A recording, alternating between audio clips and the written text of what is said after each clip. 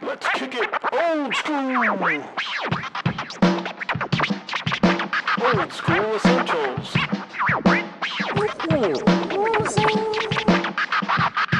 The further adventures of the Thunderous Fury.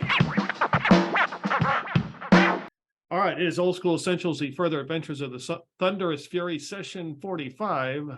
Time for the recap. We set sail to the Horseshoe Island so that we can go retrieve the magical mirror. It's supposed to be 3 or 4 days with generally no particular problems. And while the weather bounces around, first couple of days, the weather bounces around like a rubber ball. Nothing else happens until somebody, Zovan, manages to run us into a shadow zone. Oh no, we're told. No problem. You'll get out of it shortly. Not a biggie. Just head the same direction. It'll be all over. No problem. What is that? Oh no, that's not a tentacle on the horizon. No. That's not several tentacles on the horizon. And yes, in front of us, that's definitely not a small dinghy with a strange man on it who is asking us if we wish to pass. But of course we wish to pass, and it becomes pretty obvious that he's probably controlling the tentacles too, but it's difficult to call in on it. So what is the price of passage? Indeed, it turns out that a soul would be nice. Now, while this puts some of our characters a little on their back feet, Clintok decides he's not using his for much of anything, especially since the terms and conditions are when he dies, the soul will serve Lord Umbran, and so manages to get us all out of it. Clintok at the very end figures out that what we have been dealing with is indeed a Rakshasa, because ye old man on ye old boat has ye old backward furry hands. Doesn't matter. The tentacles fall away. The Rakshasa vanishes. We get out of the plane of shadow with only the minor cost of Clintok's soul. Now the rest of us are worried about it, at least. Well, neither is Clintok, apparently. Another couple of days to the Horseshoe Islands, except, of course, for the strange high-pitched wailing one day, which deafens a couple of us. Didn't know that the sea had all sorts of dangers. How do people sail around here? How do people sail around here at all? We finally get there. Remy decides she wants to go on shore, but since she can't hear, she substitutes Crispin, who is now wearing a fuzzy jumpsuit and a bucket hat, because, of course, Synagogue has gotten to him. So we decide not to attempt a frontal assault, which would mean going around the island, but to park on the backside and approach from the backside, where we supposedly can get into the prison somewhat surreptitiously, which means, of course, surreptitious and Karn do not go together, so Karn is back on the boat. That leaves our party as Orion, both Basil's, Clintok, and Crispin, going on for the fun little expedition. The island itself is nothing much, lots of rocks, lots of scrub, nothing much. We do make camp before we go in, just to make sure that everybody is at least semi-well rested. And then we approach. We can see the two towers. Fortunately, one of them rises up to right next to the cliff tops, so it's pretty obvious that that's the best way in.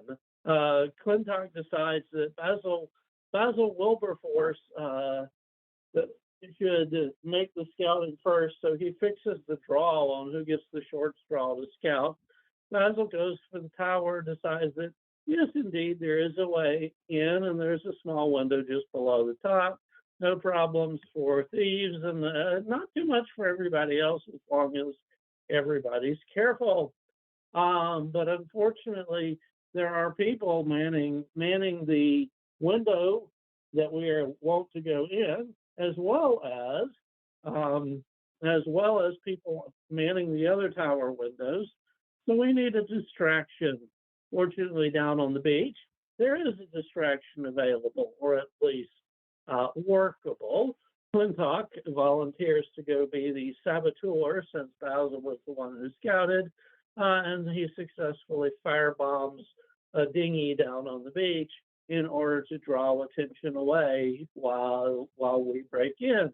Basil Besix borrowed who has borrowed the flight icon off of his friend, flies down somewhat clumsily, sort of semi-flies, semi-crawls his way into the tower, takes out the guard in the window by surprise, and yay, we can all step across to the tower, very carefully go down to the window, and make our way in with no major problem. We do indeed hear other noises in the towers, and when we start to go down, we come across a closed and locked door. Basil Wilberforce does hear something behind it, but fails to pick the lock for us. So Clintok steps up, picks the lock, we go in, get surprised when a couple of hobgoblins, and kill one immediately, and the other one surrenders. Quick, easy, no alarm set, great, wonderful. We hear talking down at the bottom, and I might get things out of order a bit, but Basil Wilberforce tries to recruit the hobgoblin that we had captured, fails, and so we end up killing the guy. We got some odd loot, but most notably for later purposes, there was this odd blue paste in one of the pouches.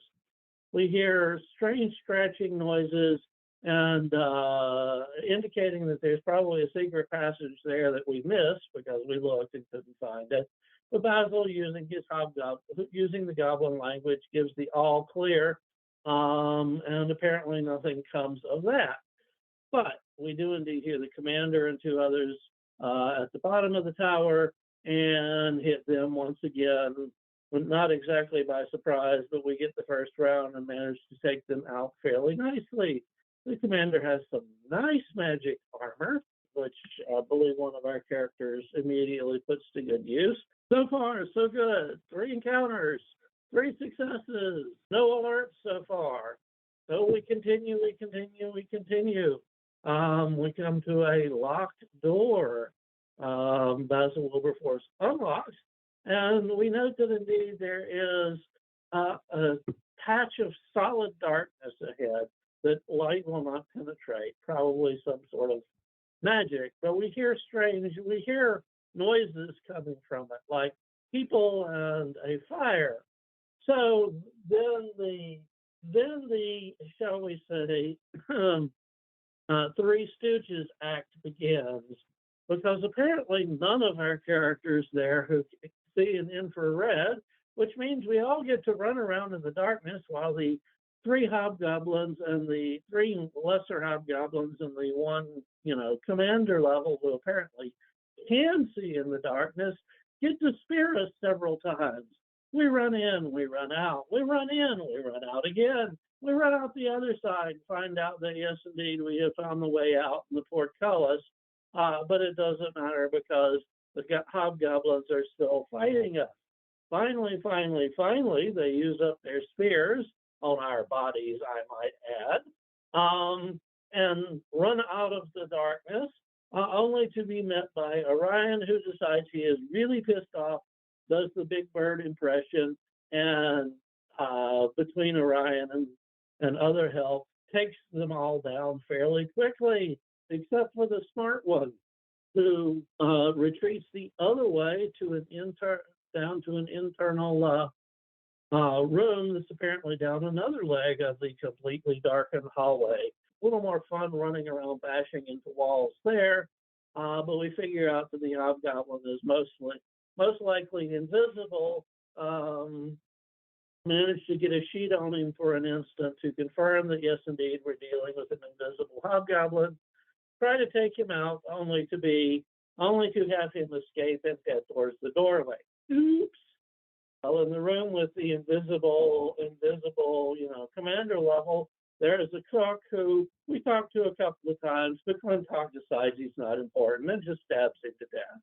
Yay, dead cook. As we leave things, we hear the outer door open, suggesting there that our invisible, higher level hobgoblin is on his way to alert everybody else. And while the rest of us are still completely unable to see through the darkness and are running around.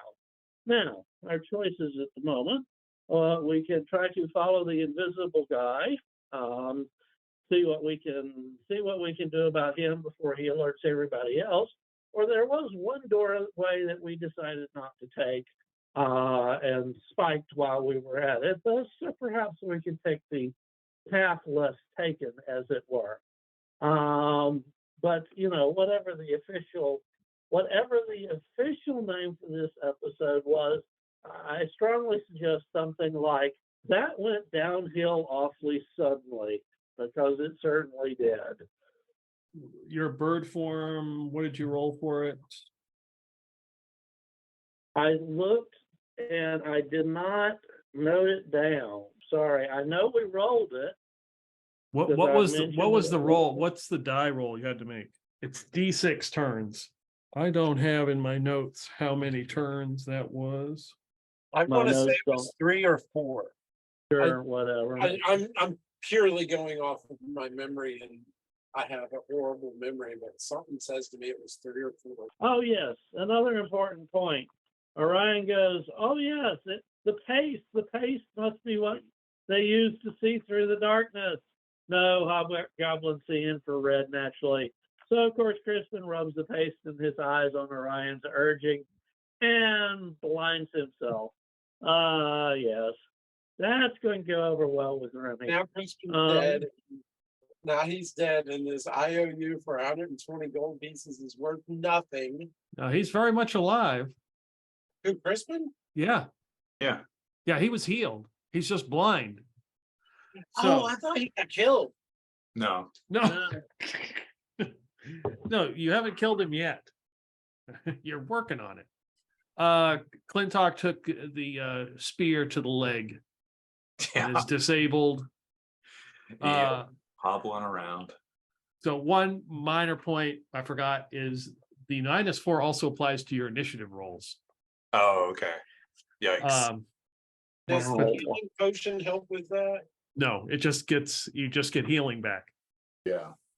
So And we'll he's just say 3 turns for the sake of rolling anything. I think the hobgoblin who was invisible ran out of the room and it looked like he went to the far door that was in the room with the portcullis that had the dinghy boats in it.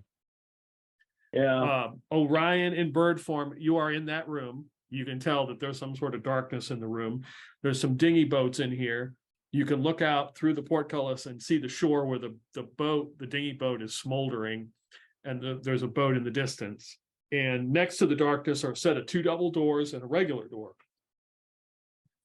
Basil and Clintok, you guys were in that bed. You were in that bedroom, and there was a huge tapestry or something hanging up, and you went past that into a larger room. Now, technically, the room would have been dark at the time because I was describing it, but we'll say for the sake, there was a lantern in this room. Okay. Wasn't the cook human? Yes. So he would need a lot. Yeah. Yes. Clintok killed the cook. Yes. His ladle He just didn't dropped kill to the it, ground. right? So it's a small lantern. There's very little fuel in it, and it's turned really low. But when you walk past this tapestry, it's this larger room, and straight ahead of you is a wall. Think of like a cubicle, think of like cubicles, right? But Yeah. the walls are probably 10 feet tall, and you can see that it goes back. And then to the left of you, you can see that there's a wall that jets out. And if you look to the right, you see some bedrolls, and you don't see anything beyond your light.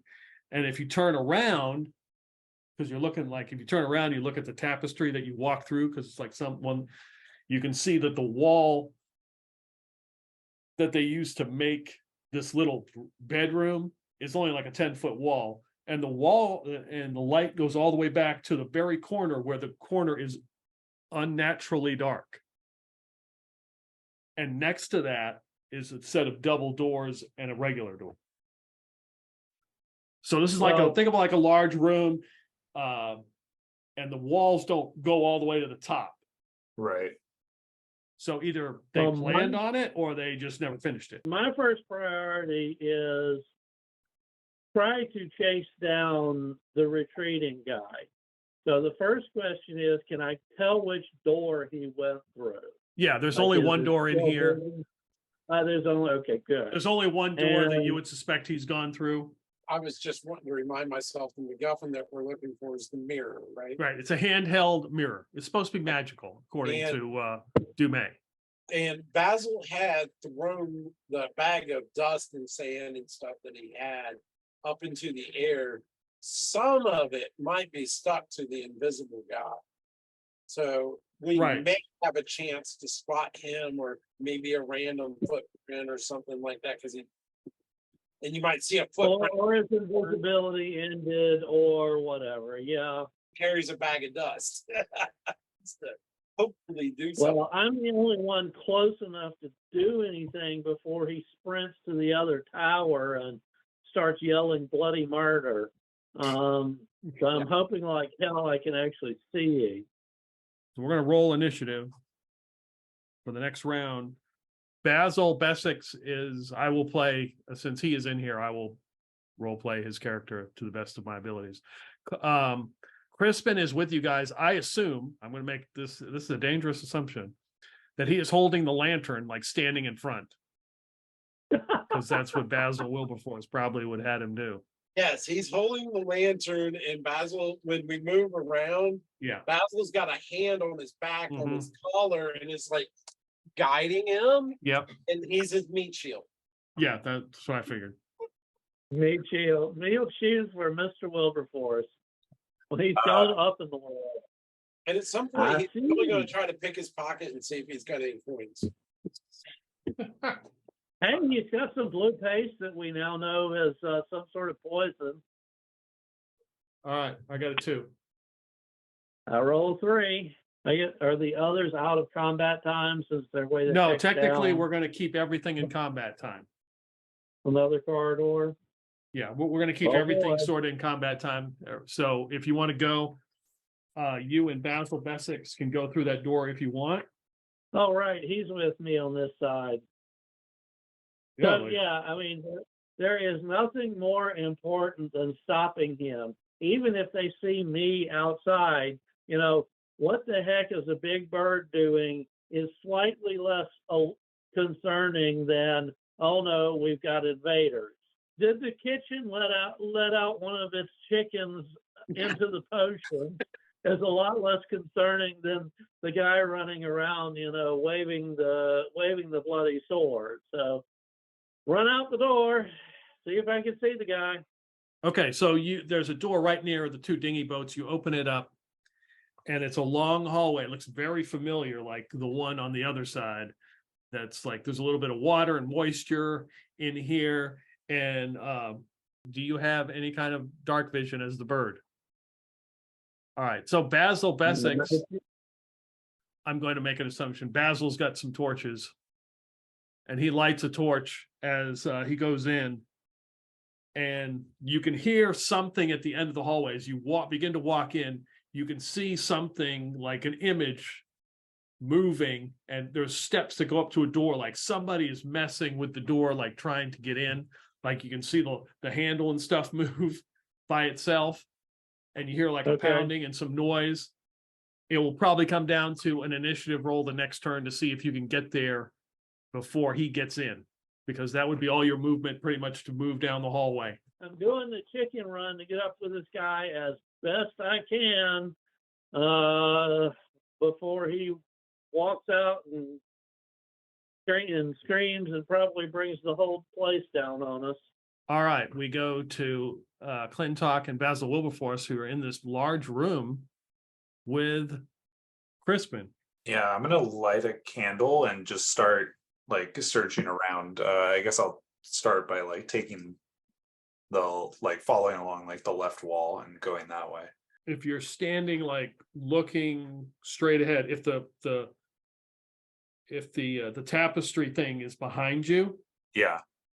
are you going that way following the tapestry, or are you going the like almost turning around? It's that other wall, it's like behind you, that goes to the two double doors. Like following the tapestry. Okay, so you follow like the tapestry. It's just as nasty on this side as it is on the other side. And you come to like another wall that shoots out, and you walk up and you come to a door. It looks, now you realize this is like a jail cell. So there's kind of like, there's an iron door with a small little square slot that is open. Can I go ahead and like peek inside? And that, I assume, is kind of my action for the round. Yeah, you're just like, you got the candle up, you're kind of looking. It's hard to see. Like, it's really dark in there. You probably, the next turn you would have to like try to open it and go inside. All right, Basil. Me and my meat shield will start on the other side of the tapestry. Okay. Work our way around the wall in the opposite direction to Clintok. Okay, so go in the opposite way, like you're gonna follow like the retaining wall, almost like the short wall towards the double doors. Yeah, I'm covering the area he's not covering. Like, Okay, yeah, okay. So you're walking down, Crispin's in front of you, and you get to a point where the light does not penetrate this short little area of complete darkness. I let him keep walking into it and follow behind him. Okay. Why'd you tell me there was a wall there? Oh, great. When he finds the pit, you'll know. There's That's Yeah, kind of the point. Just don't hang on to his belt too hard. No, I'm hanging onto his collar, so if he falls, I just let go. I got a hold of the back of his collar, not his belt. Just like, Okay. Crispin. So he walks straight in, and like you're kind of like looking over his shoulder, and literally as you're pushing him in, he like vanishes into the darkness. And you hear a noise. what kind of a He has run into something, and there's some grunting and groaning. It sounds animalistic. is Crispin screaming as if he's getting attacked? I don't know if Crispin is screaming yet. I just rolled a natural 1 on the attack. Okay. So that is going to be a 65, which is something.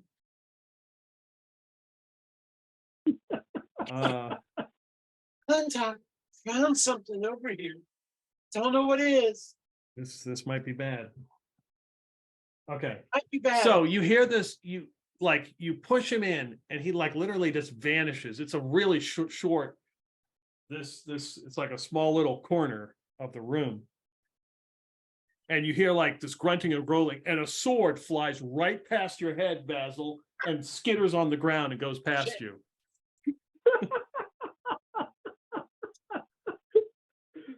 And you hear Crispin say, "Watch out!" So I give Crispin a shove forward and let go and run backwards. I go, Clintok, something bad. Okay. Well, he does not have a weapon. That is his attack, and he critically failed. And when he critically failed, I have to the critical failure was re-roll for a target, and since you're the closest target, he missed. So he doesn't have a weapon. That was Crispin's sword that went flying. No, that was not Crispin's sword. That was somebody else's. Okay. Something took a swing at Crispin And missed. Failed. Yeah. And yeah. it flew out of his hand. Basil is not about to enter melee blind. He's going to tell Crispin, stick it with the pointy end. It's right in front of you. The blind guy, well, I suppose if he's blind and in He's blind in the Complete darkness. darkness. They're equal. Right. Okay. I'm gonna roll a D6 on a 2 and a 6. 2 and a 6. Hello. 1 and a 2. The door ends up getting open and he gets through. That's a 4. So currently, this invisible, you would assume that it's the invisible hob is at that door, Orion, trying to get through and pounding on it. He's yelling something, obviously, to have them open the door, and they have not done that for him. How far is a torch? 30-foot radius, yeah. Or a torch? Yep. I just Oh, looked it wow. up. Yep. That's a lot. Yeah. That's pretty good. D6. Okay. So this is the second natural one I've rolled. So wow. I suspect tonight will be full of chaos. 70. That is something. Yeah, it is. And we're saying it. It's not like you're giving us any bennies here. We're watching it happen. Where's my D4? 4. Holy shit. Oh, and that's turns. Okay. So Basil, there's no light in here. So as soon as Crispin vanishes with the lantern in the corner, everything goes dark. Clintok doesn't have a candle? He's got a candle, but he's all the way on the other side of the room. Okay.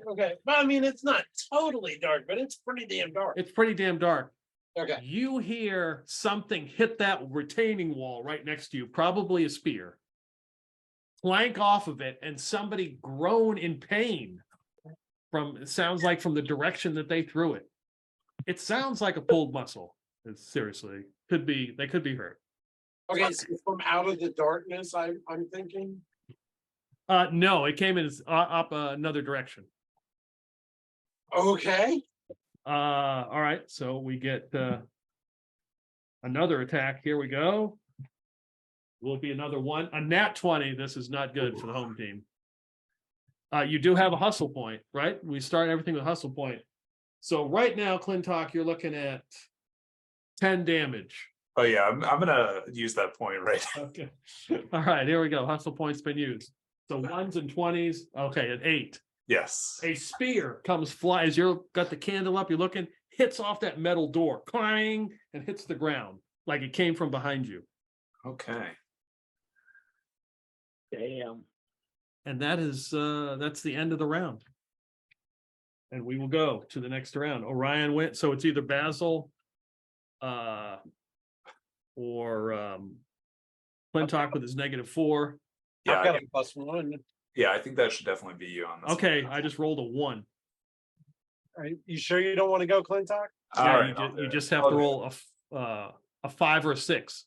Oh, yeah. I mean, you're never going to have a better chance of getting it, and you're going to have to take a turn anyway. Yeah. No, I got a 1 as well. Okay. Oh, the invisible guy's gonna get away. Damn it. Oh, I didn't So- think about that. The door opens, that guy busts through. You see the door open and an image runs through and there's a hobgoblin standing there, kind of looking. Because there's a little bit of natural light coming in. Basil's like, oh, we need to get him. Let's see. That guy is not going to be able to do anything because he hurt himself. So Clintok, you hear this somebody yell. And from behind you, you hear footfalls and you see a hobgoblin come running after you with a sword drawn. And he's going to attack with a 7. And he misses, and you just like, he swings and just hits the side of hits that door. Bang!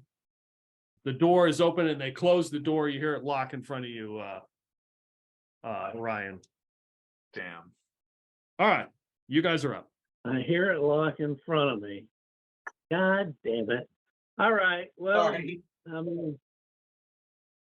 nothing much there. I'm not the lock guy, nor do I have any way of,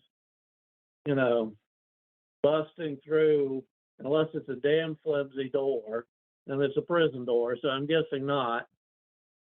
I mean, I guess just head back towards the other place where I know my companions are, especially because I keep hearing the sounds of somebody beating the shit out of metal doors that way. So something's going on.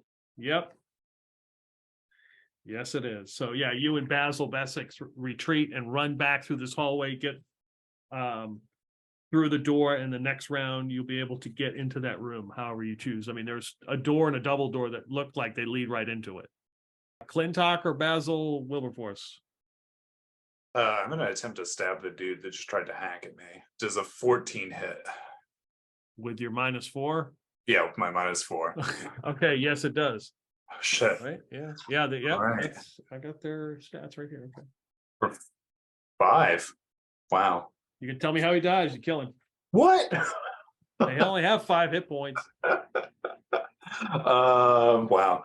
He narrowly misses him, and Clintok's response is just to like stab like blindly into the half dark, and just manages to catch like the side of his head. You look down, and he crumples to the ground, and you see the sword crumple down to the ground, and then the light kind of reflects off his sword, and you see it's got blue paste on it. Oh god. Well, I'm glad that didn't hit me. Blue paste is something they used to. What happened to the blue paste that he put on his eyes? It blinded him. Do we have any of it left? No. Okay. Maybe that spear that's next to you, or the sword that's next to you, also has some on it. Who knows? Basil yells for Crispin to run straight backwards. It Okay. waits a beat to see if the lantern reemerges, Yep. so he can try to eyeball if there's anybody else in the room and attack. Yeah, as you Crispin just like backs up, and the lantern shines, and you catch like the one corner is dark, but as the lantern moves across, you see the double doors in the one door. Then there's another corner. There's a hobgoblin like holding his arm, like wincing in pain. Well, I have the tongue of Cuthbert because Karn let him take that with him. If a 14 hit, I bet a 17 hit. Yeah. Oh, nice. All right, D6 and D4. 7 points of damage. Yeah, tell me how he dies. The tongue of Cuthbert lashes out and wraps around his neck, and sparks shooting out of his ears and his mouth and his nostrils. And when he pulls the whip back, Basil looks at it and goes, Cuthbert. Yeah, so you see that guy, like, he crumples to the ground, and out of the darkness comes another hobgoblin. He grabs a hand axe and goes after Crispin, because obviously light is an issue. A 7. So 7s. It's not. It's lucky. We're not at the casino. And he swings like he was like trying to like maybe hit his arm or hack off his arm. He misses, and Crispin's like, "I felt something." Bring your You can't sword see at shit. it. I think somebody's close. All right, that guy's dead. That guy's dead. Guy came after Crispin. Another spear attack against Clintok. That is a 16. That's gonna hit. 3 damage. All right. You are hit with a spear. Ouch. And you realize, so you're, you face the one guy, and the door, if you're looking straight at the door, you realize there are a bunch of cells, and you're at the first door all the way down at the end. You realize that's where the spear came from. You don't really see anybody because your candlelight doesn't go all the way down there, Yeah. but that's the direction it came. But they don't have a spear anymore, so that's good. Just a poison sword, I'm sure. Yeah, that was my turn, so you guys are up. I'm gonna try and get into the cell that's next to me? Is it locked or unlocked? That's a good question. I'm going to say 1 or 2, it's locked. Okay. I rolled a 6. It is unlocked. Okay. Gonna get into the cell, leave it open, and trying to get into a hiding position, like around the corner of the door to Okay. stab whoever like might come in.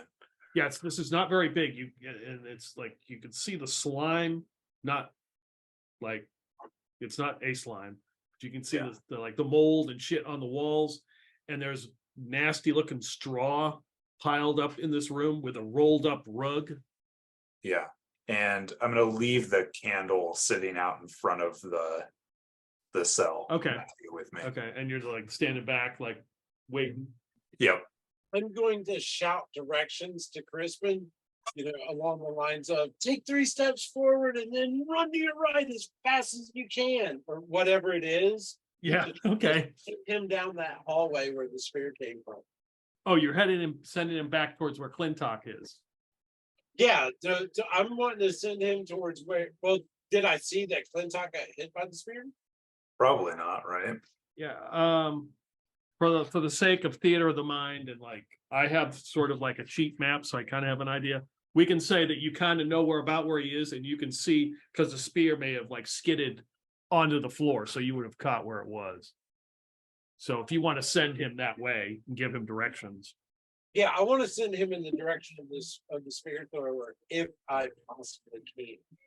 Yeah. So yeah, okay. You send him headed in that direction. I'm telling him to run for your life. Okay, yeah, he just like turns around and beats feet and starts running. You realize there's like a hobgoblin like right next to him with a hand axe, and Crispin just turns and runs. I'm gonna attack the hobgoblin with the hand axe. I would say that you will probably tell him to move after you attack, since of the light conditions. Yeah. Okay. Something like that. Yeah, that makes more sense. Let's see here. I got 13, but I think I got a plus with that. No, I don't have a plus with melee. I got 13.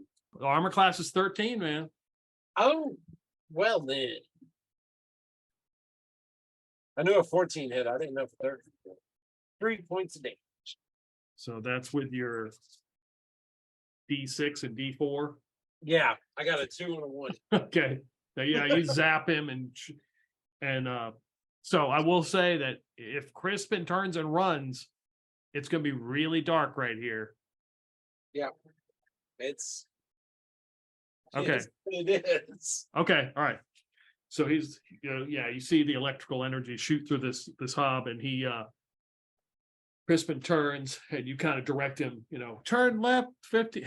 The thing is I'm going to be running behind him. Okay. Okay.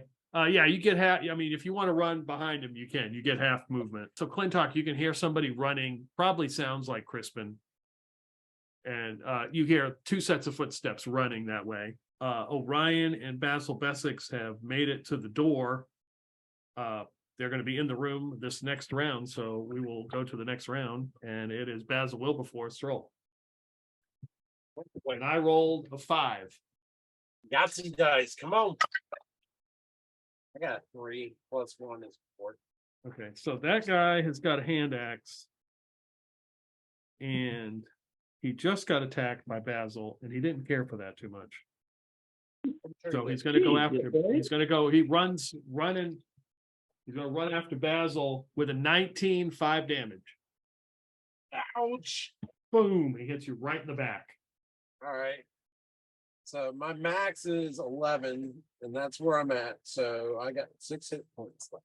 I can actually soak up a hit or 2 anymore, thanks to the fact I run away all the time. You can hear something going on out there, Clintok, and as you're kind of like standing, like kind of looking out the, trying to get a look, you see somebody pass by you. They do not go in the room, and they head towards a light that's in the room, presumably the lantern that Crispin is holding. And they are going to attack Crispin with a 3. So they can't hit the blind guy holding the lantern. They can't hit the blind guy. You just hear like, there's somebody else here, I think. As the sword like sweeps right past him. Crispin's gonna remember this mess as the worst time in his life. Let's see If here. if we even survive to get through this crap. 100%. Great job, Crispin. That is everybody. So you guys are up. Slam into the room, attack the hobgoblin is the plan of the day. Okay, so you and Basil Bessex open like the double doors to go in. There's Okay. natural light coming in where the portcullis is. So when you open the double doors, there's a little bit of light so you can actually see.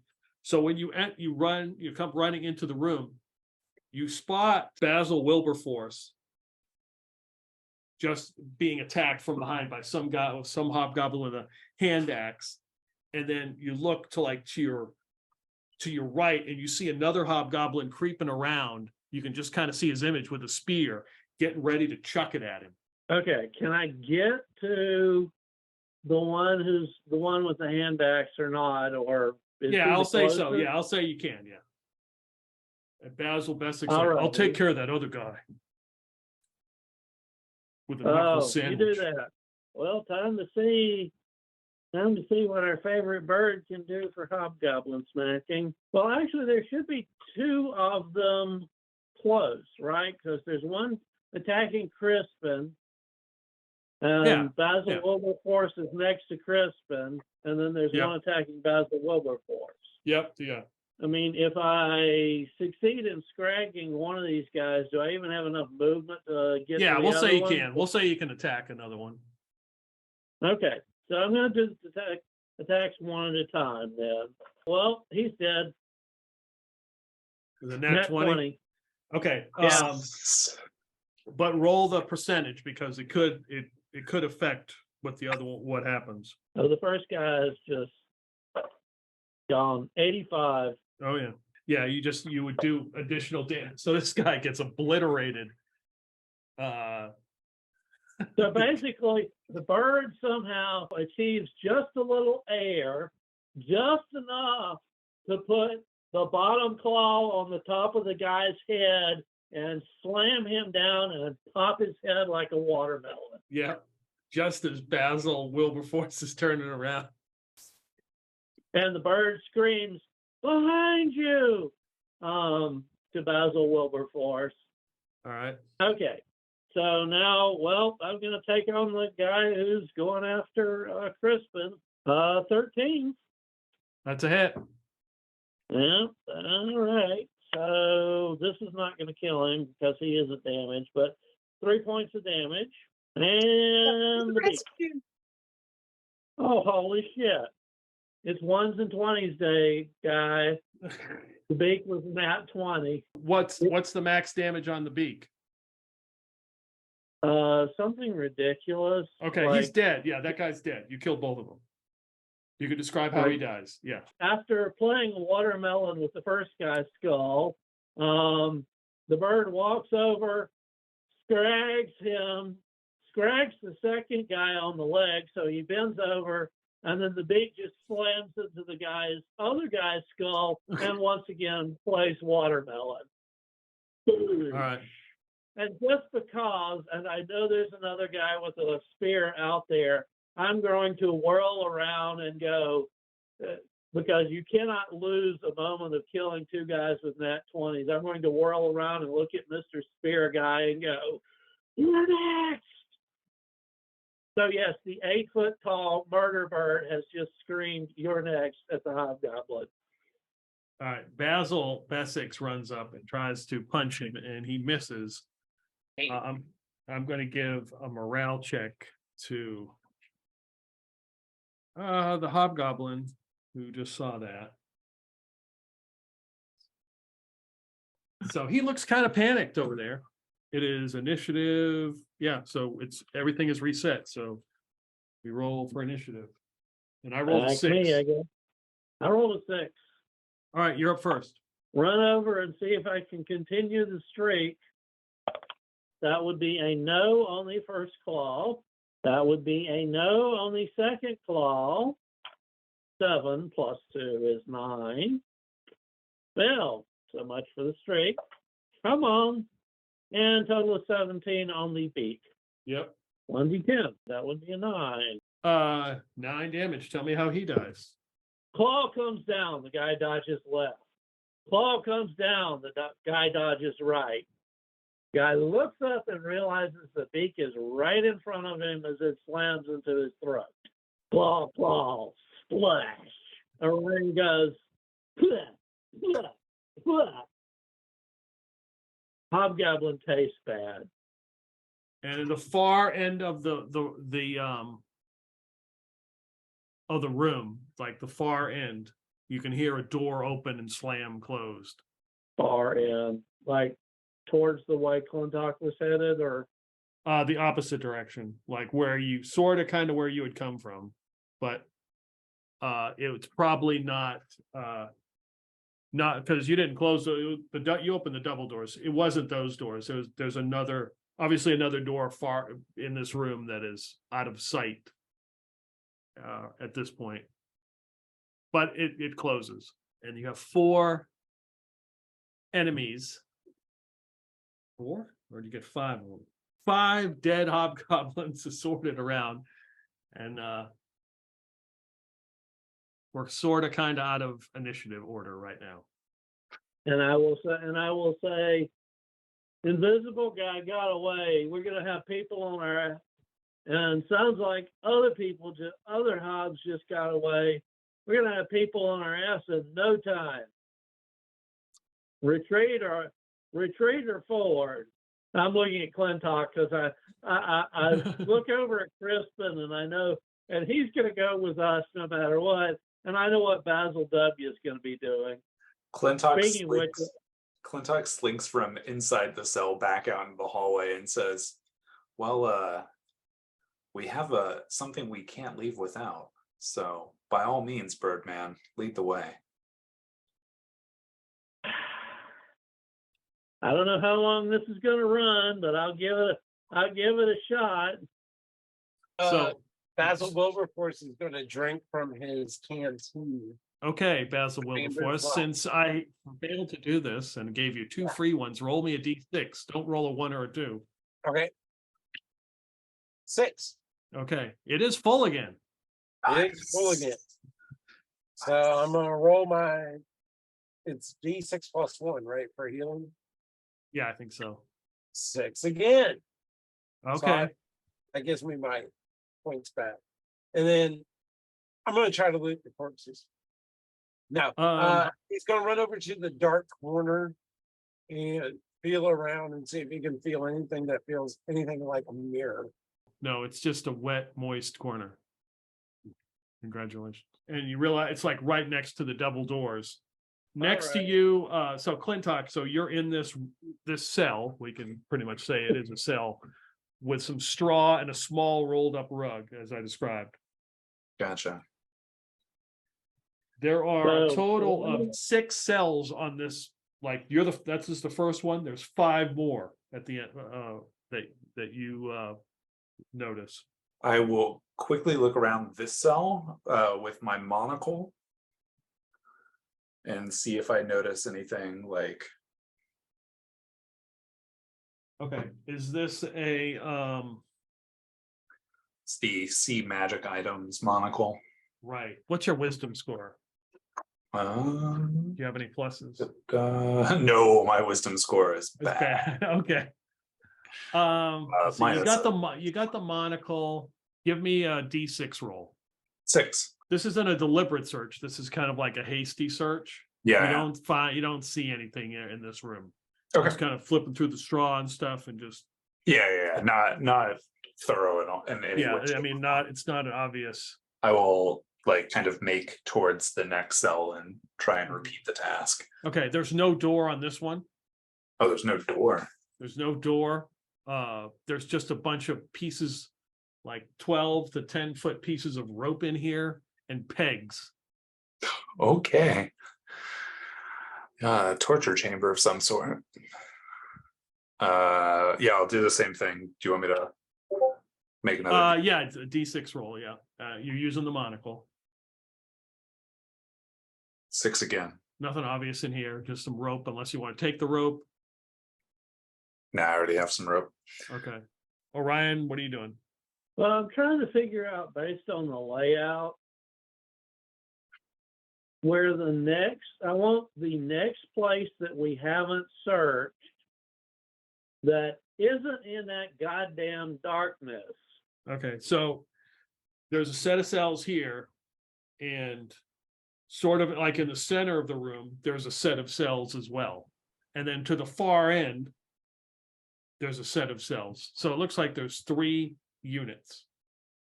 So you could go to I this. wasn't talking about the cells. I was talking about, the next door we need to go through. I figure Basil and Clintok will be searching the premises and would do a better job than I would. Better yet, oh no, I got an unfortunate better idea. Can I figure out which door I heard slam? Like, is it in this room? Yeah, you would suspect in this room. Okay. You begin to head in the opposite direction across the hall.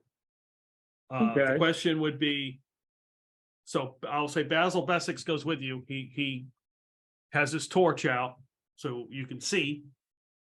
Okay. And you walk by and there's a set of cells exactly like the one that Clintok's going on the opposite side of the room. This is where you heard the door at the far end.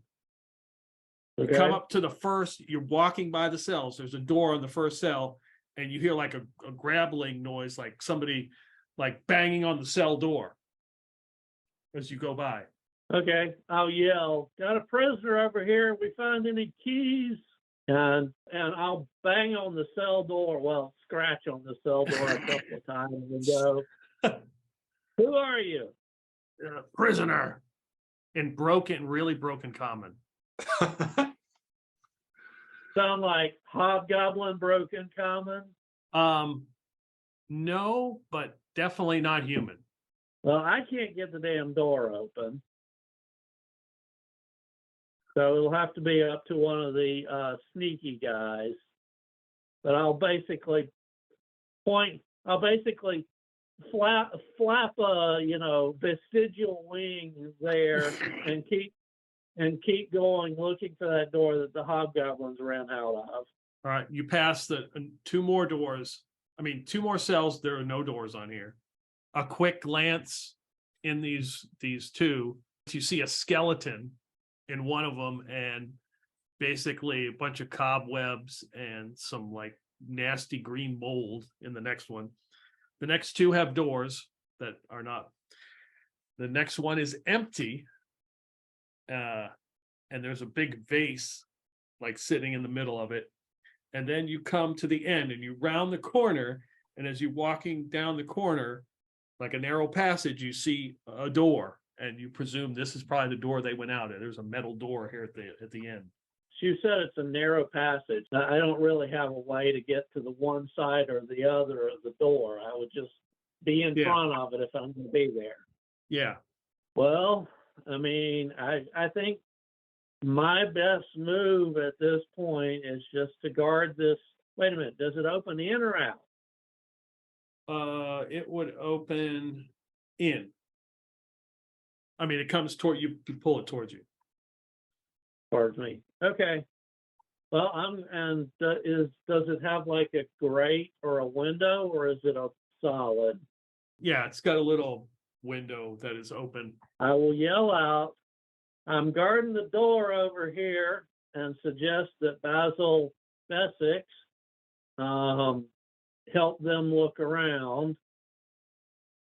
And I'm going to put the bird's weight against the door, but angle it so that somebody looking in the grate can't really see me from the other side. Do you want Basil to leave the torch? Well, he really can't leave the torch with you, can he? Well, no. Kristen has a torch, and Clintok has a candle. Right. So Basil can sort of leave the torch and go help one of the others look around. Okay. So yeah, Basil will light another torch. Leave you with one, and he goes running back around. Okay. And I'm going to be boring and sit there, guard the door, because I figure, That's probably where trouble's coming from. Basil Wilberforce, you get 8 copper pieces from the bodies that you've looted. Nice. Nice. It's not about the amount, it's about the thrill of discovery. Of course, 100 platinum would be a hell of a lot better, but whatever. So the next room, Clintok, I don't know if Basil Wilberforce is going to search a different part or he's going to go with you. What are you going to do? He's gonna try to open up the door with the prisoner. With the what? Prisoner is? Open for another meat shield. We rescued you. We'll get you out of here, but you lead the way. Thieves don't have a lock picking skill, do they? Yeah. Oh, they do. Okay, my Yeah, bad. Give me that roll, man. Yeah, open locks. Oh hell! Jeez. Yeah, only I do it at 35%, I think. Okay. I don't know if I updated that. Let me see here. I'm a 5th level now. I'm not sure if I updated that. Let me I think that sounds about right, but I could be wrong. it does sound about right, don't it? But Open locks 35. 35. 35. All right. All right. Let's see how I do here. 20. Oh, Yeah. So this is a metal door with like a little slot thing. And do you have a light source? Or are you bringing Crispin with you? Crispin with his lantern. Yeah, so you open the door and you see a nasty, moldy cell that's got like rags or stuff sitting in the corner and kind of sit in it's like a squat position. Is a familiar form. You met these type of people down in the Underdark. It is a lizard folkman dude. And he kind of gets up with a loincloth and he's like, thank you. And he starts lumbering towards you. Got any of that moss, Basil? I think I do. Let's do that. The moss we got down in the Underdark. Ah! Basil says, "You're very welcome. We're here to rescue you and to help everyone we can. You can see in the dark, can't you? Very well, I can. Good. You can lead us to help us find these things because we can't see in the dark. This light is the only thing we've got going for us." Have you vanquished these hideous creatures? Some of them, you can go over here real quick, like, and try to get some armor and some arms. He kind of makes his way as Crispin's holding up the light, like looking the other way. And he stinks. This guy's foul stench about him. And he sees the first body and he scampers over to it and starts ripping its leather armor off to put on and grabbing his weapon. Nice. I like you can see in the dark better. Clintok, next room, right? Yeah. There's a door. Okay. So locked.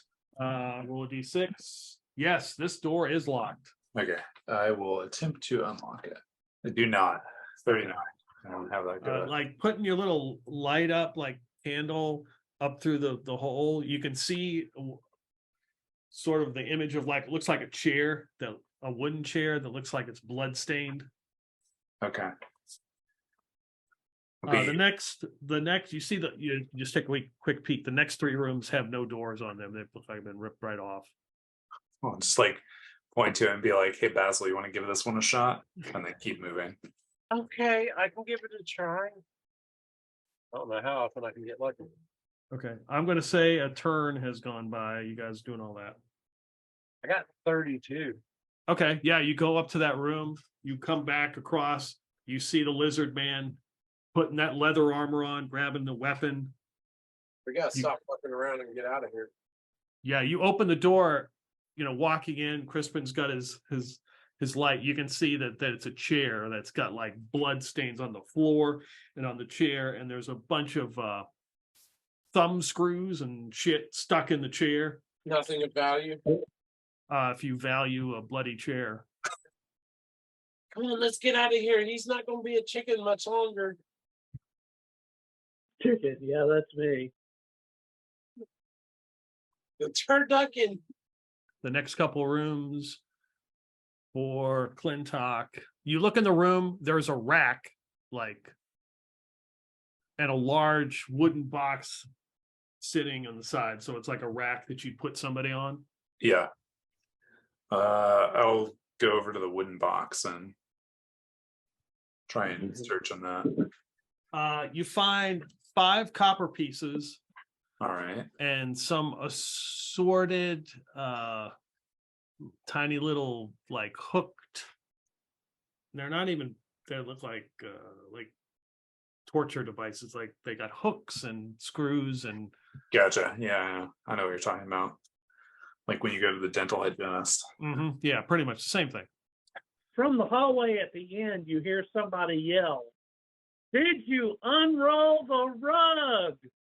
I did walk by that door, so I had a chance to see it. 2 on the next room. The one with the box or the next one? On the one with the box. I'm going to do a visual search with the monocle still in this room. Yeah, there's nothing magical in here. So Okay. You walk into the next room. There's a set of iron boots.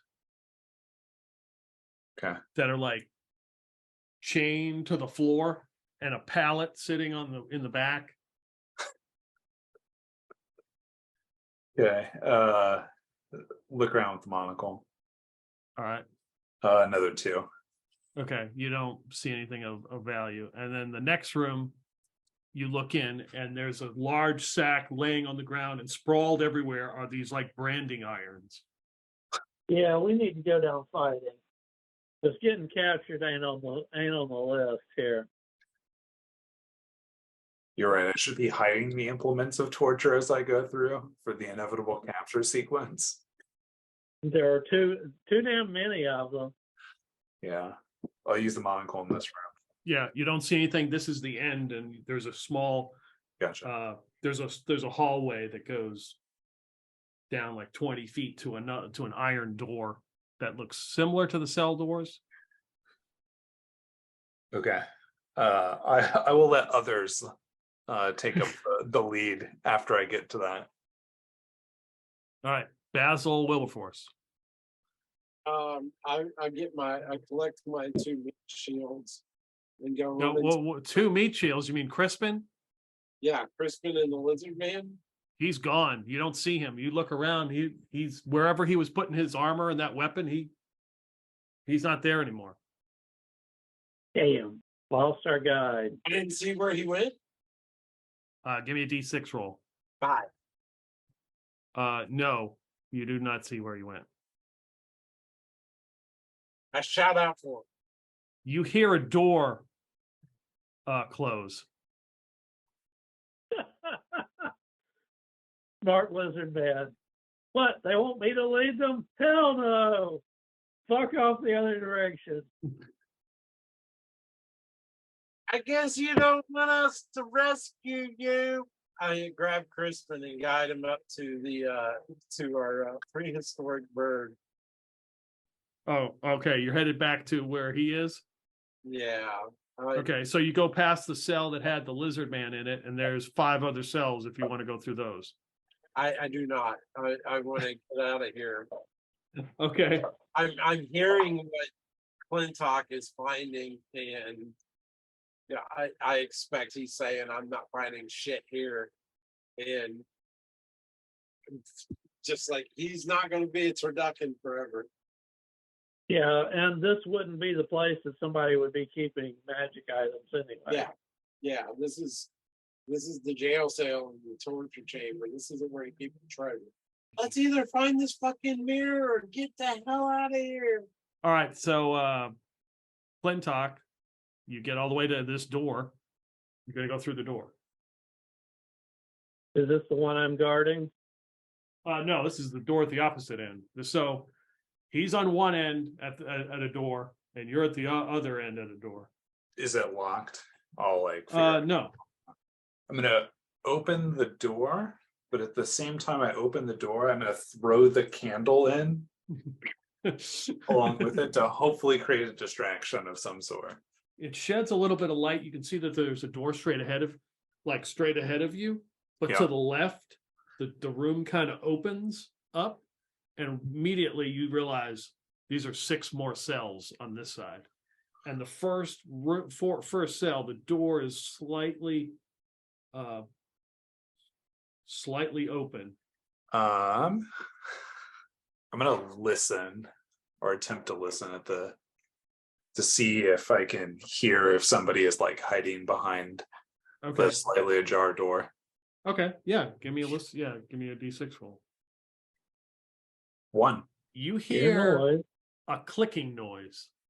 So you've been around Orion as he was a bird. This sounds like a beak noise, like a clicking, and like a stomp, almost like a stomping, like something hitting the ground.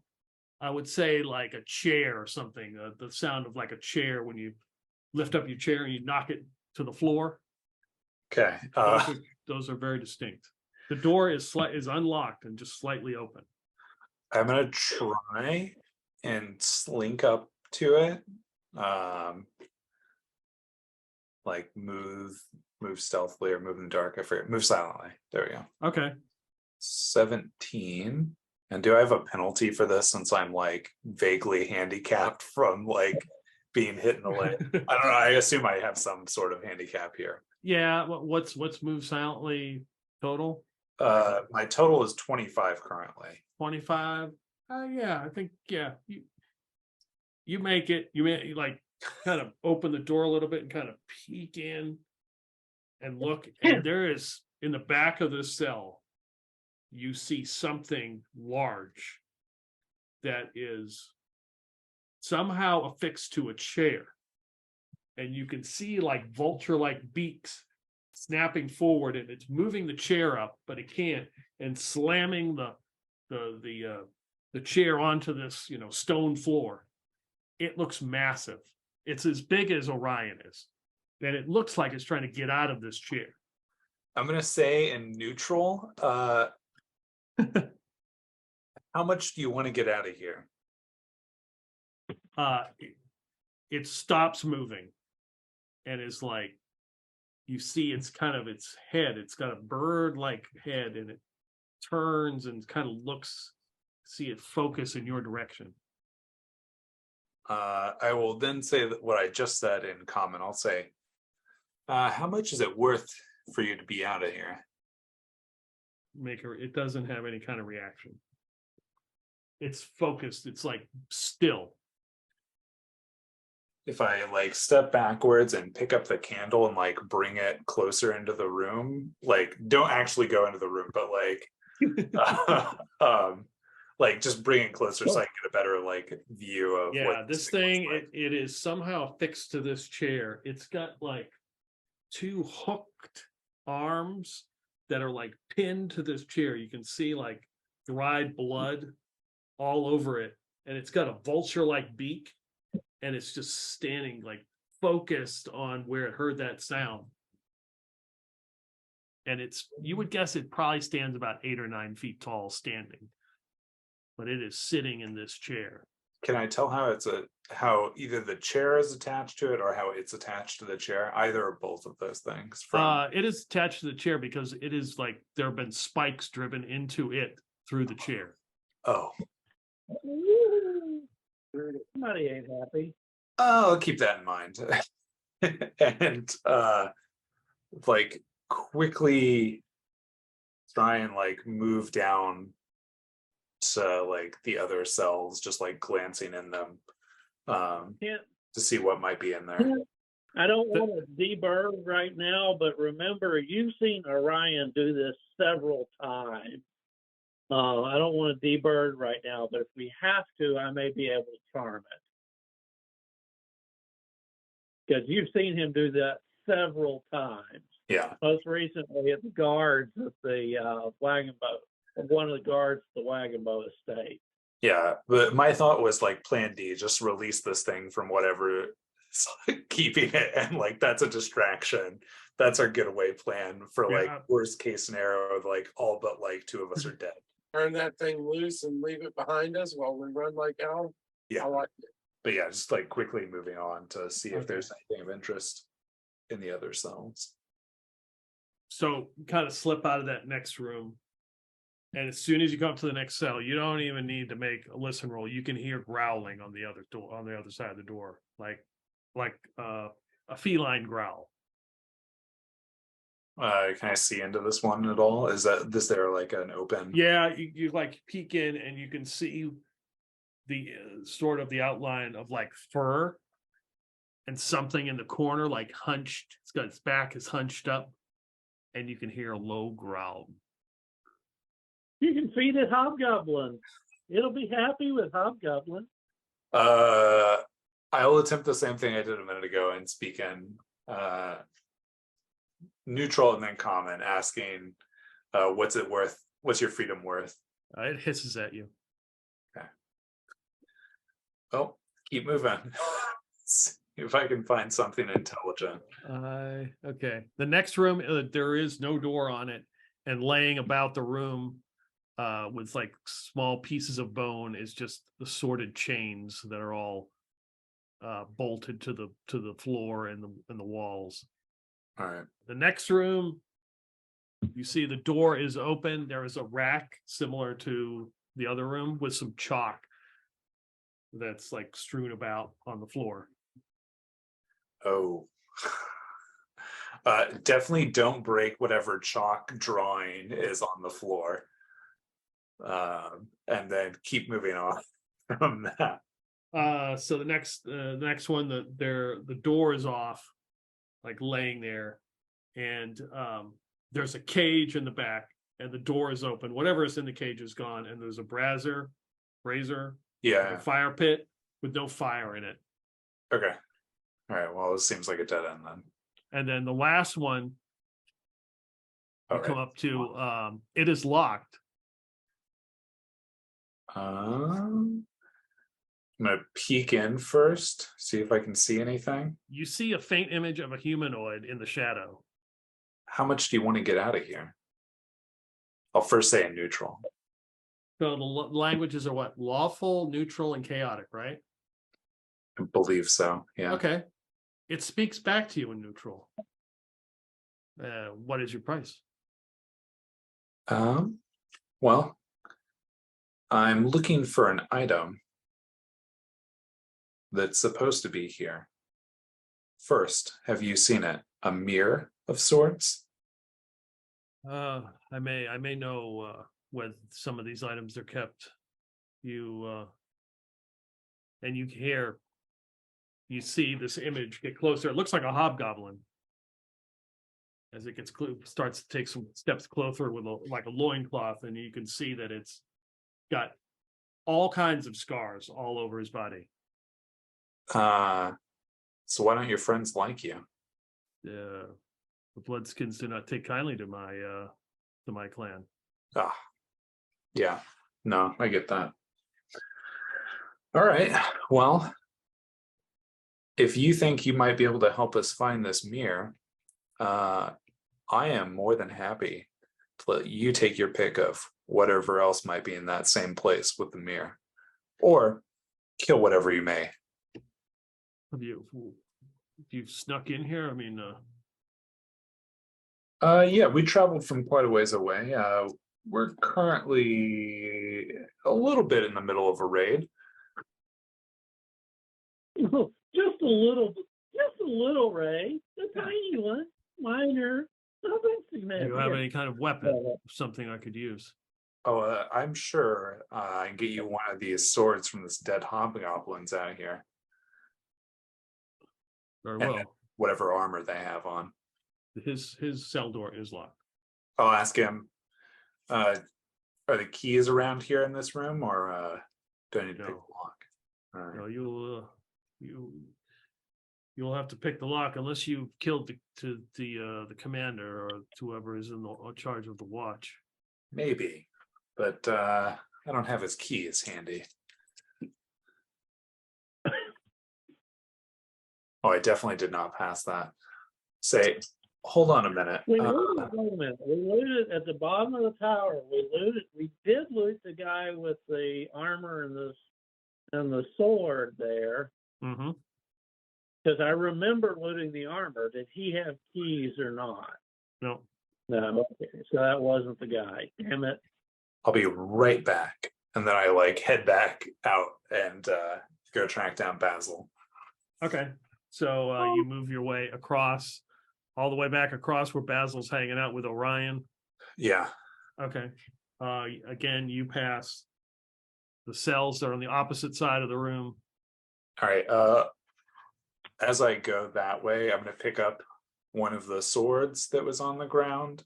Okay. And then if it's easy to strip off the armor quickly, as I'm like, if it doesn't take me more than like a couple of moments to do that, I will also do that. And then I'll go to Basil and be like, hey, Basil, got a hobgoblin down here that might be able to help us track down this mirror. The other hobgoblins have been torturing it, not a bloodskin, so, or at least that's what he claimed. Okay. And, at this point in time, I think we're kind of out of options, and if he turns out to backstab us, we'll just backstab him. Got you. I'll stay behind him.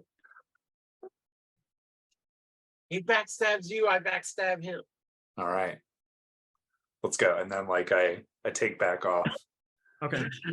2 turns. This is so we're up to 2 turns have passed. You grab some armor. It's easy enough to take off. These guys wasn't on like so well, actually, to be fair, there's some laying on the ground because some of them didn't have a chance to put their armor on. So you grab some that are near the like bedrolls, and you take it over to the cell. Got it. Basil, but you and Basil Wilberforce. Is Crispin following you? No, he's in front of me. Okay, all right. So Crispin, yeah, You just go where I go, okay? yeah. You go where I push you. And I just gesture towards the appropriate door. And Okay. as we pass the one door with the weird thing in it, I'm like, whatever you do, don't go in there. That's bad news. Plan D. He doesn't know what to think at all, but he's the lantern holder, and I'm guiding him like a horse. So my hands on his collar, and if I want him to go left, I just drag this way. If I want him to go right, I drag this way, and I push. Okay. Oh, Lord. I've got no compunction at all about doing this thing. So I have my lantern bearer, and we're in the room. Yeah, you're in this room. There are 6 cells in here. He takes you to the very last one, and you can see that there is a hobgoblin in the very last one peeking through the little window that is open. As he's kind of standing there waiting for Clintok to return. Oh, you didn't get him out of here? Yeah, I just fumbled the lock a little bit. It's the leg. You're better at me than this. Oh boy. Okay, I don't know how I'm gonna do this. I've already succeeded twice. Well, 18. Nice. Yep, you pick the lock and open it, and a hobgoblin's hesitates for a moment, and he steps out, and you can see he is covered in scars. And I hand him the armor and the sword, and I say, "Here you go. Follow us." He bows to you and says, "I am indebted to you." No bowing, but I'll keep the debt. What's your name? I am Jalak of the Holdrock Runners. Clintok, unaffiliated. And he starts to hastily puts the gear on. He says, what is our situation? Have you taken them out? We've killed many, but right now we're at this door over here. This is the next place we thought to go. But if you've got better ideas, you need to search all these cells. I mean, this is where they've put they put random items. If you're looking for something, a lot of times they don't know what they have. They don't have some sort of mage or mystic to tell what magic items are. All I heard is they have some kind of apothecary. huh? Boy, do they have an apothecary. One that makes poison paste. Well, in that case, There was this I- big vase that nobody investigated. true. I'm gonna peek my head back in the room with the And you giant. didn't unroll the rug. Rug? Oh, well. What rug? I'll go unroll a rug. I'm gonna peek back into the room with the weird thing that's like staked to the chair or nailed to the chair, and look in there with my monocle and see if I can see anything. I'll go find a rug. Crispin. 3. I don't know if that. You don't see anything, and as you're doing that, the hobgoblin kind of feel him. He's like, "Don't get close to that. That is a horrible beast." You don't have to tell me twice, pal. What happened to your leg? Oh, I took a spear to the leg. I mean, the knee. I don't know, something like that. I hope you can continue I to took an arrow- adventure. I used to be an adventurer, but I took an arrow to the knee. Never mind. He kind of looks over at Crispin and his blue eyes, and he's like, he did not fare well either, did he? A long story. Topical agents. You don't want to know. Just fine, thank you very much. He walks back out of that room, back in the hallway into where you've already searched the cells, and he looks around at the bodies, and he kind of shakes his head. You've done well, but there will be reinforcements here. I don't know how long, how much time you have. Yeah, we're trying to be quick about it. So let's hustle. Back to my bird friend over here. I find the rug and unroll it. Give me a D6 roll. Hmm. So as you pick up the rug and like shake it, a ring falls out. You didn't roll high enough. I'm sorry. Clintok. No. It was hidden. But it wasn't the mirror. I pick up the ring and look at it. It's very fancy. It looks nice. You would probably suspect you could get a lot of money for it. I put it on. He starts to walk by. He looks at that first cell and he says, "Did you let him out?" Yeah. Oh, nasty creature.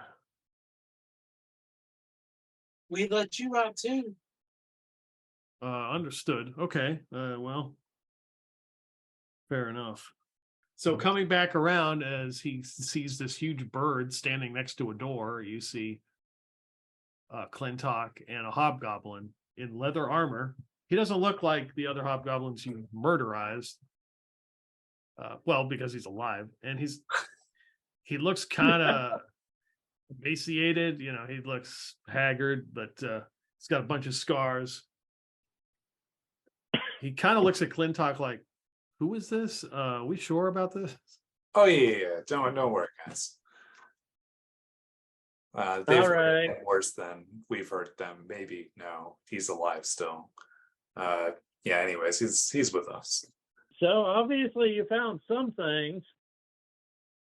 Nothing, not the mirror. So let's just keep looking. It's got to be around here somewhere.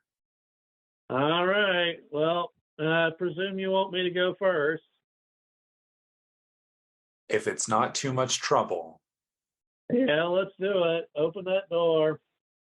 Okay, so you open the door. Hey, Clintok, this is similar to the door that you saw on the other side, and it's a similar situation.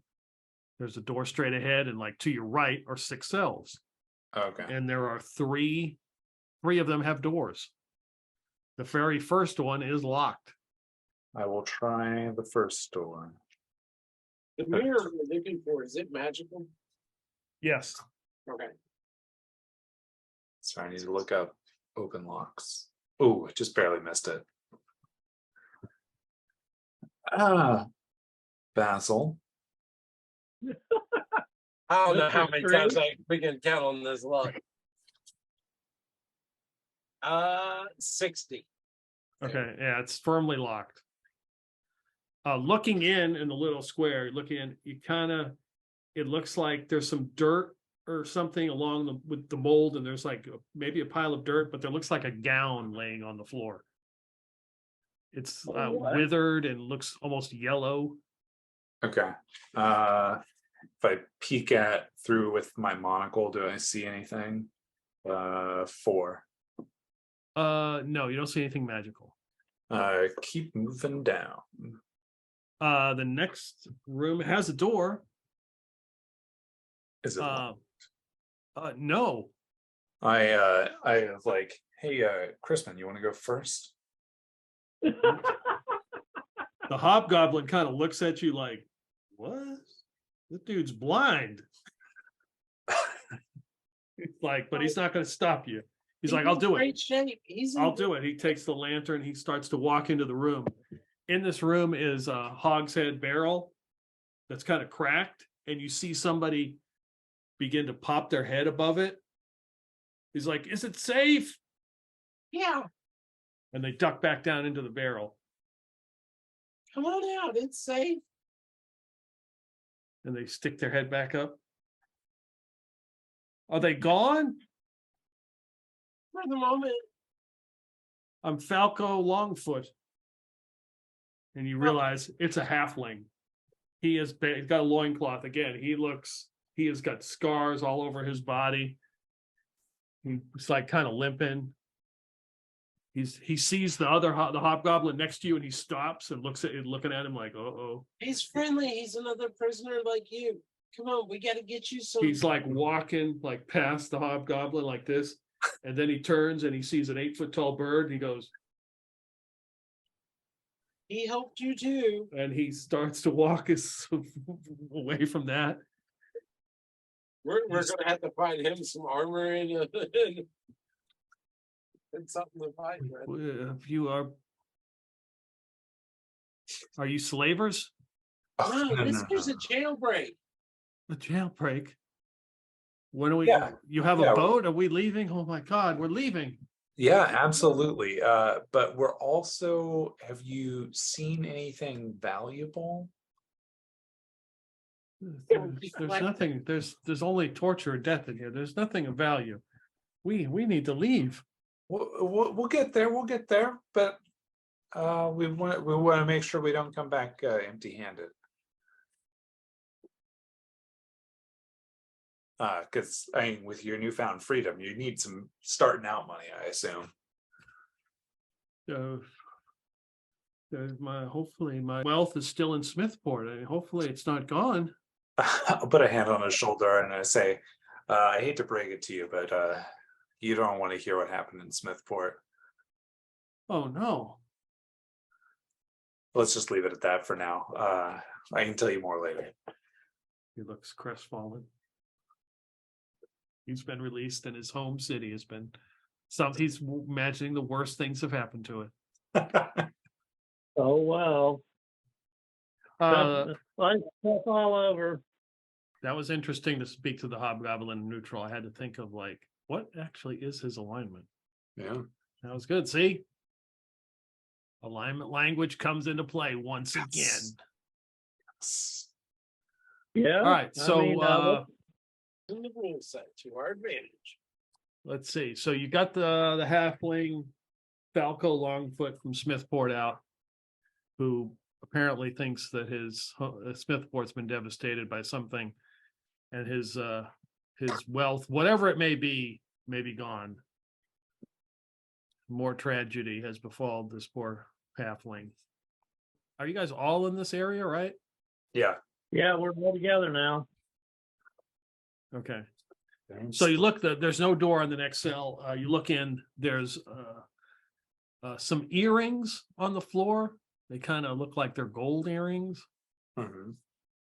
Some bottles that are strewn about, and like a washcloth that looks like it has dried blood all over it. All right. Anything magical? No, nothing seems to be magical. Okay. Basil Wilberforce has a new set of gold earrings. Okay. They're worth 90 GP. Nice. Oh, damn, I should have taken this. The next room has a door, but it is unlocked. Yeah. peek inside. So the one, Looking in, there is like a wool blanket that looks like it's got a bunch of holes in it, and a mug that is laid down. And there's a buckle, like to a belt, that's laying there on the floor. Inspect the room. Nothing magical in this room. Okay. Grab the buckle. The And buckle, as you examine it, kind of wipe it off a little bit, you look at it. It's inlaid with some gems. It is worth 63 gold pieces. ooh.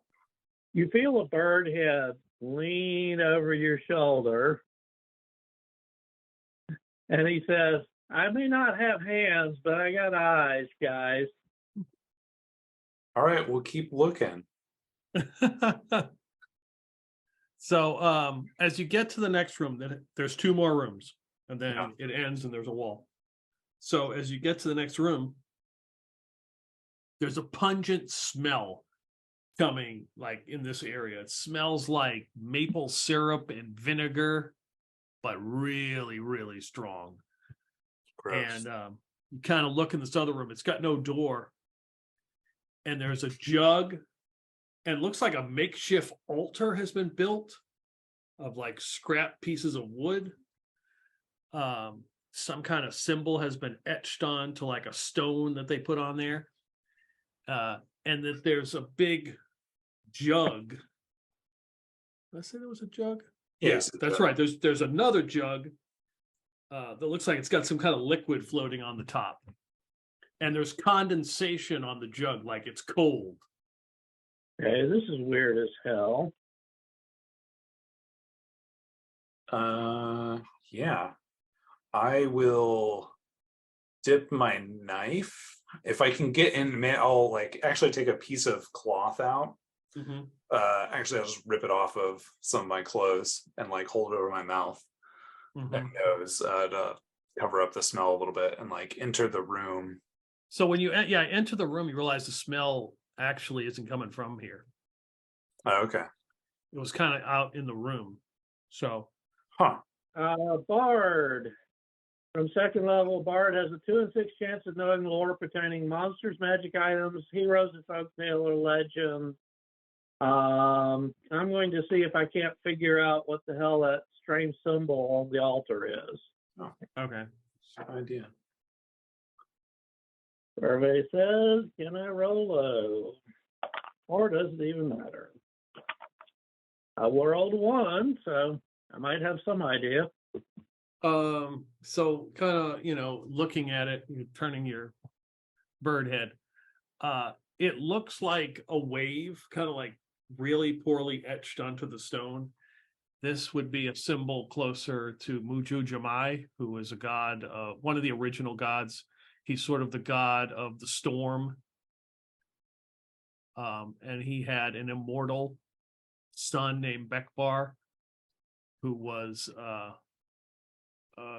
huge problem. There's a lot of stories about how Bekbar did this, and and eventually he was killed. And there's many forms of him that were killed.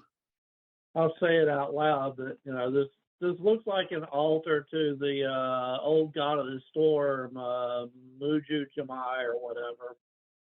And the halfling there he's like, he kind of looks in, he's like, "Whoa, that looks like Dryder milk." And he walks over to that jug that's got the condensation on it, and he puts his finger in it. Still fresh. And he starts. What the hell is Dryder And milk? he grab it, and you can see that the milk's got huge chunks in it, and he's like chomping on it. And he's like, he is going to town. I'll just point to the other jug and be like, well, what's in this one? Oh, you look at it, it's empty. Oh, okay. What's What happening the hell to is Dryder milk, you little pint-sized terror? Well, he's like, "What? You don't like milk from a spider?" And he's just woofing it down.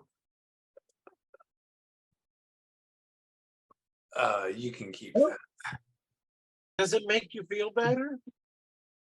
And he looks over to you, and the milk's running all over his face. Hell yeah! And he's like, "Woof." Well, he's probably pretty hungry too. He said he was emaciated, if I recall correctly. Yeah. Okay, well, Mr. Milk Fetish there can have his milk, because I sure as hell ain't trying it. Okay, we got one door that was locked that we haven't been able, that neither of these guys could pick. What are the doors made out of? Wood or metal? Well, you've got one more open cell. Okay, that too. So as you walk up, you're doing this and you kind of walk up to the cell, you catch that smell is coming from this cell, and you catch the side of a person standing there, and they're smoking a pipe. They look human.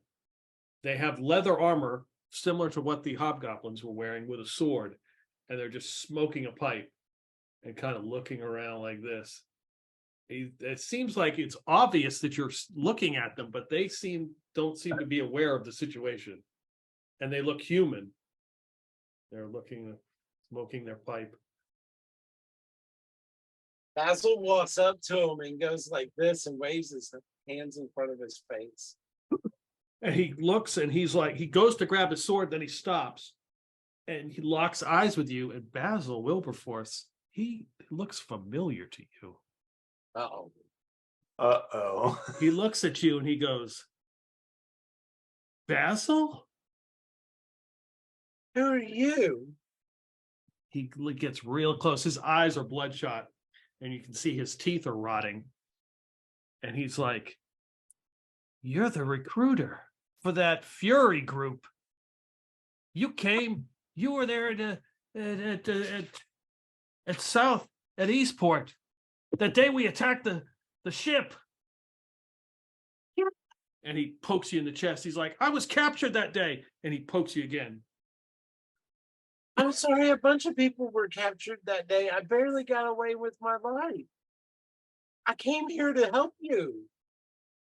Kind of looks you over like, looks like you've been doing pretty good for yourself. Well, I did manage to get away, but I knew that some of you were taken, so I had to come and rescue you. Give me a 2d6 roll. Oh, God. I'm going to get snake eyes. I am not. I got a 7. 6 and a 1. And my charisma bonus is 0. Well, you do get a bonus to the fact that he is high as balls right now. He's like, Yeah, I figured that one out. You came back for me. Wow, that's surprising.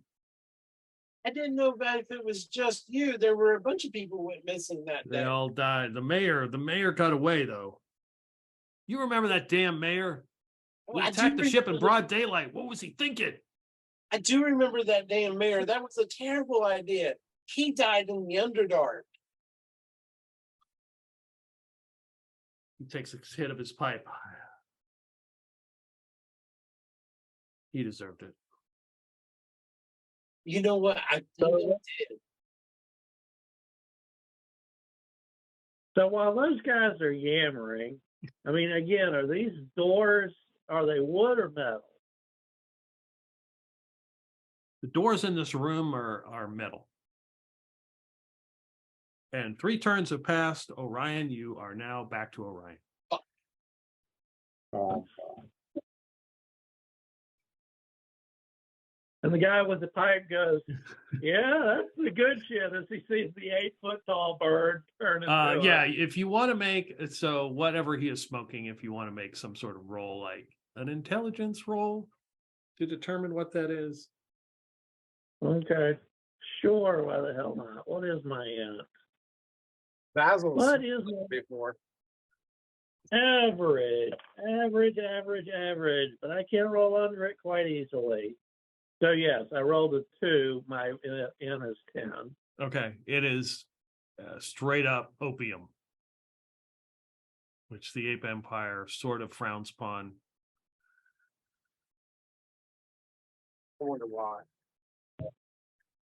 And he is like completely toasted. And you can Okay. see his eye, there's like a scar that goes right through his eye, and he's got weird marks all over his face. And he's smoking, he raises his arm, and he's got funky ass scars. He looks in rough shape. We can't get you out of here, but have you seen any mirrors around here? Why would I want to look at myself? I look like shit. Oh no, you look great. I mean, you look like you've been through some things, but I mean, all over. I mean, you're looking pretty good. You're holding up pretty well, man. I'm gonna. It gives you a certain je ne sais quoi. So you're going to join in on the line. All right, guys, we got a room we haven't broken into yet. Okay, so remaining, so there's a door in this room. You would guess that it probably goes to the tower that you have not been in. There's also the first door of the cell that you are unable to get into. Yeah. And then there's the cells on the back wall where the lizard guy was. All those cells there you didn't investigate, and the cells in the middle you didn't investigate. Well, the door that goes to the tower, as soon as I realize that, I'm going to spike the shit out of it. All Good right. idea. Good idea. I'll drop like a spike for each side, just hammer that sucker in. And I mean, we can knock Okay. it out on this side, but they're going to have trouble getting to it from the other side. All right. I start looking at our newfound small folk that we're traveling with. Yeah. I look at them, and I look at the opening in the door to see in. I mean, clearly there are bars, but I'm like, would they possibly fit in through the opening if we bust out all of the bars from the opening that you can see into? Shove the hobbit through the door. Love it. I didn't envision that they could fit through, but I like that idea. I think so. I think that's a yes. I think that's a good idea. All right, so you're gonna bust out the bars. Yeah, I'm gonna pick up either one of the dead hobgoblin swords or spears or something like that. Yeah, and work on those bars. Yeah, and Yeah, work on, this get a couple of us on them and start trying to leverage the bars out of the. Okay, give me a D6 roll. 3. So basically, about a turn goes by, and you manage to snap these bars off. And this is the cell that had the gown in it. Yeah. The yellow, nasty-looking gown with some dirt or dust piled up. And he's like, yeah, get in there. He's squirming in. The Dryder Milk is covered in. He smells like Dryder Milk, and he's like, ugh. And he could squeeze in there because he's so emaciated too. Nice. Boom! You hear him hit the floor. He's like, there's all this dust. He's walking up, and he's like, he kind of picks up the gown. He turns around. He's looking at you. There's nothing in here, and you see behind you the spectral creature start to emerge. You would know this as a wraith. Begins to rise up right behind you. He's like, "There's nothing. What are you looking for?" Oops. I'm not looking for anything. Quickly get out of there. What? Huh? Run! All right. Well, let's see. I think it's time to roll initiative. God. Somebody else roll for that, not me. All right. There we go. I turn then. I'll give And it you don't have I'll give it- Karn with you. I'll give All it right. a first shot. I rolled a 6. Oof. Well, Shit. he's dead. I rolled a 1. Oh yeah, I got a. Oh, you rolled. I got a 5. Right? Tell you what, Falco Longfoot, we barely knew you. Yeah. Kind of glad I didn't pick that one. Yeah, I know. I was like, both of you tried. I was like, "Ooh, well, they dodged that one, didn't The they?" one rock we failed on. Falco did not dodge that. All right. Let's see. He will attack. The wraith gets one attack of 4. So it misses him. Reach out the spectral hand. He's like, holy shit. And he throws that gown in the air and he starts scrambling, crawling up, trying to reach the door. All right, you guys are up. Wait for him to get like close to the opening, and then like once he's close, I'll start trying to pull him out. As long as somebody else helps you. Sure. You two can manage to pull him out of there. And he's just like flops onto the ground. He's like, oh my God. Let's not stick around, guys. Basil's already running. So you're gonna book it? Yeah. Did I hear you say something about strange animals? Oh yeah. Huh. If you guys are still searching, I'm going to go see if I can't charm one of them. I point him in the direction and tell him to be careful, and then like go towards the middle section that we skipped over. Okay. Just The break cells open. the cells on the opposite of these, you only went did one. Okay, well, like yeah, go ahead and start examining those then. Does the wraith stay in that room or does it fall? Ah, it's an excellent question. Good. We will find out.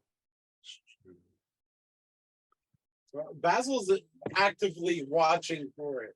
This is key in the top of his mind. Does he need to keep running or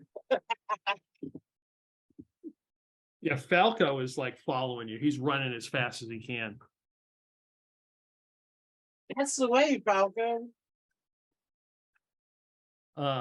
It's like and your new friend, his name is Toll, the human, who he's like, oh yeah, what? Oh, okay.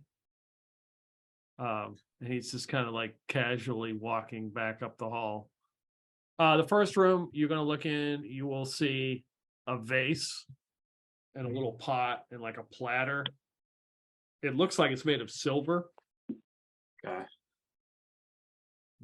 Search the room. Okay. Well, while they're doing that, Yep. I'm gonna go around the corner and take a torch, of course, so I can Yep. fucking see. Yep. So I'm going to go around the corner and look for, they said animals. I presume I'll see the damn bird first, Yeah. since that has an open cell. Mm-hmm. And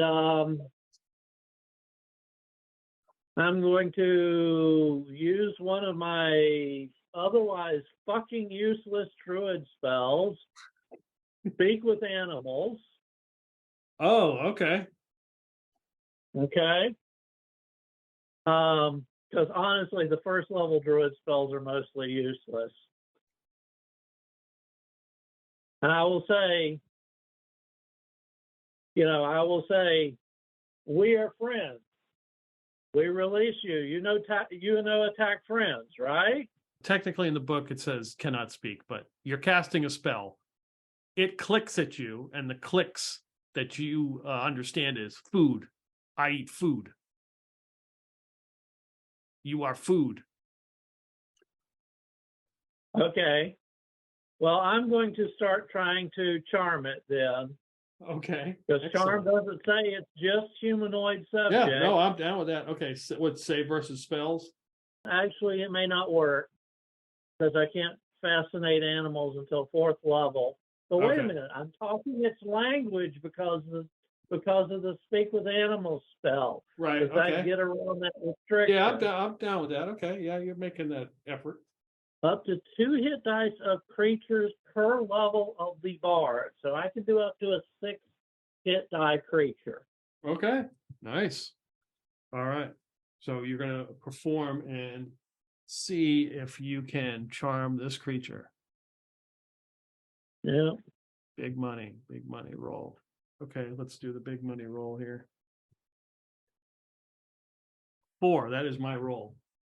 You feel, after you have performed for 10 minutes, that you have sufficiently charmed this thing.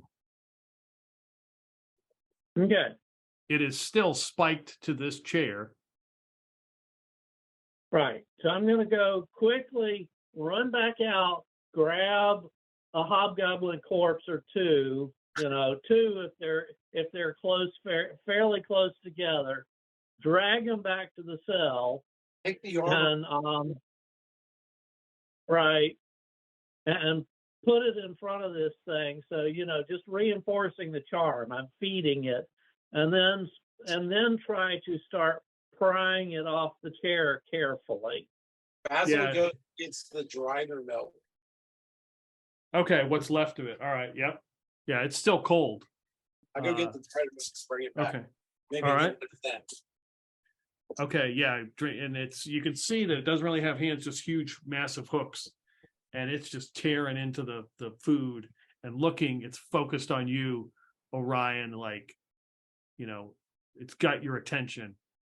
All right, you're Well, I working mean- on. Okay, so you're doing that. It is So- now my friend and will defend me. So I should be able to sort of give it to my suggestions. So All right. So the next room, Clintok, is open. There's a door. There's some unguents and there's some fuel, like in a cup, and there's a coffer there.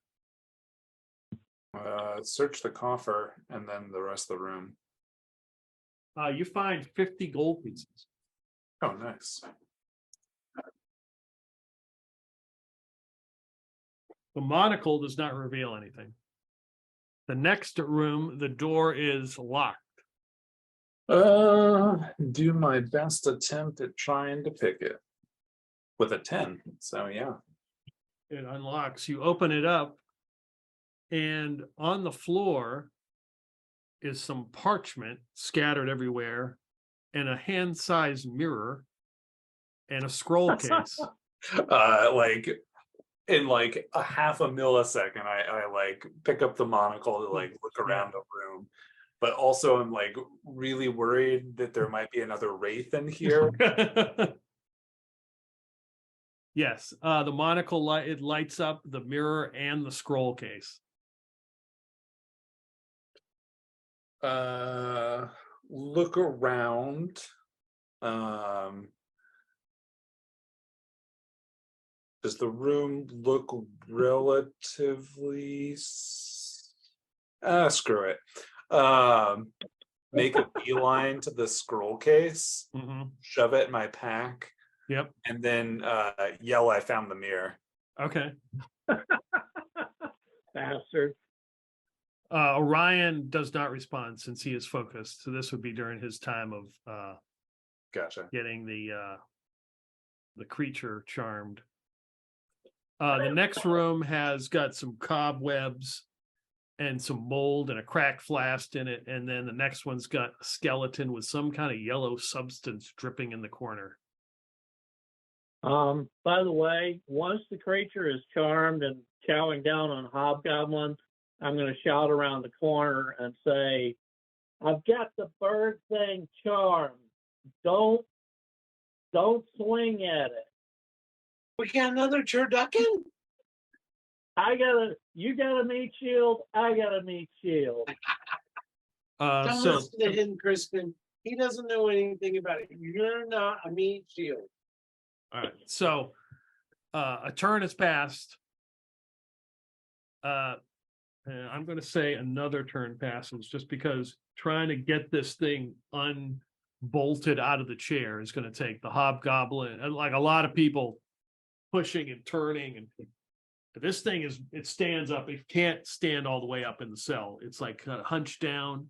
It's got a carapace with these hooked hands and this huge vulture-like beak, and it just kind of like pushes its way out, and it looks fuck, around. It's a hook horror. Yes, it is.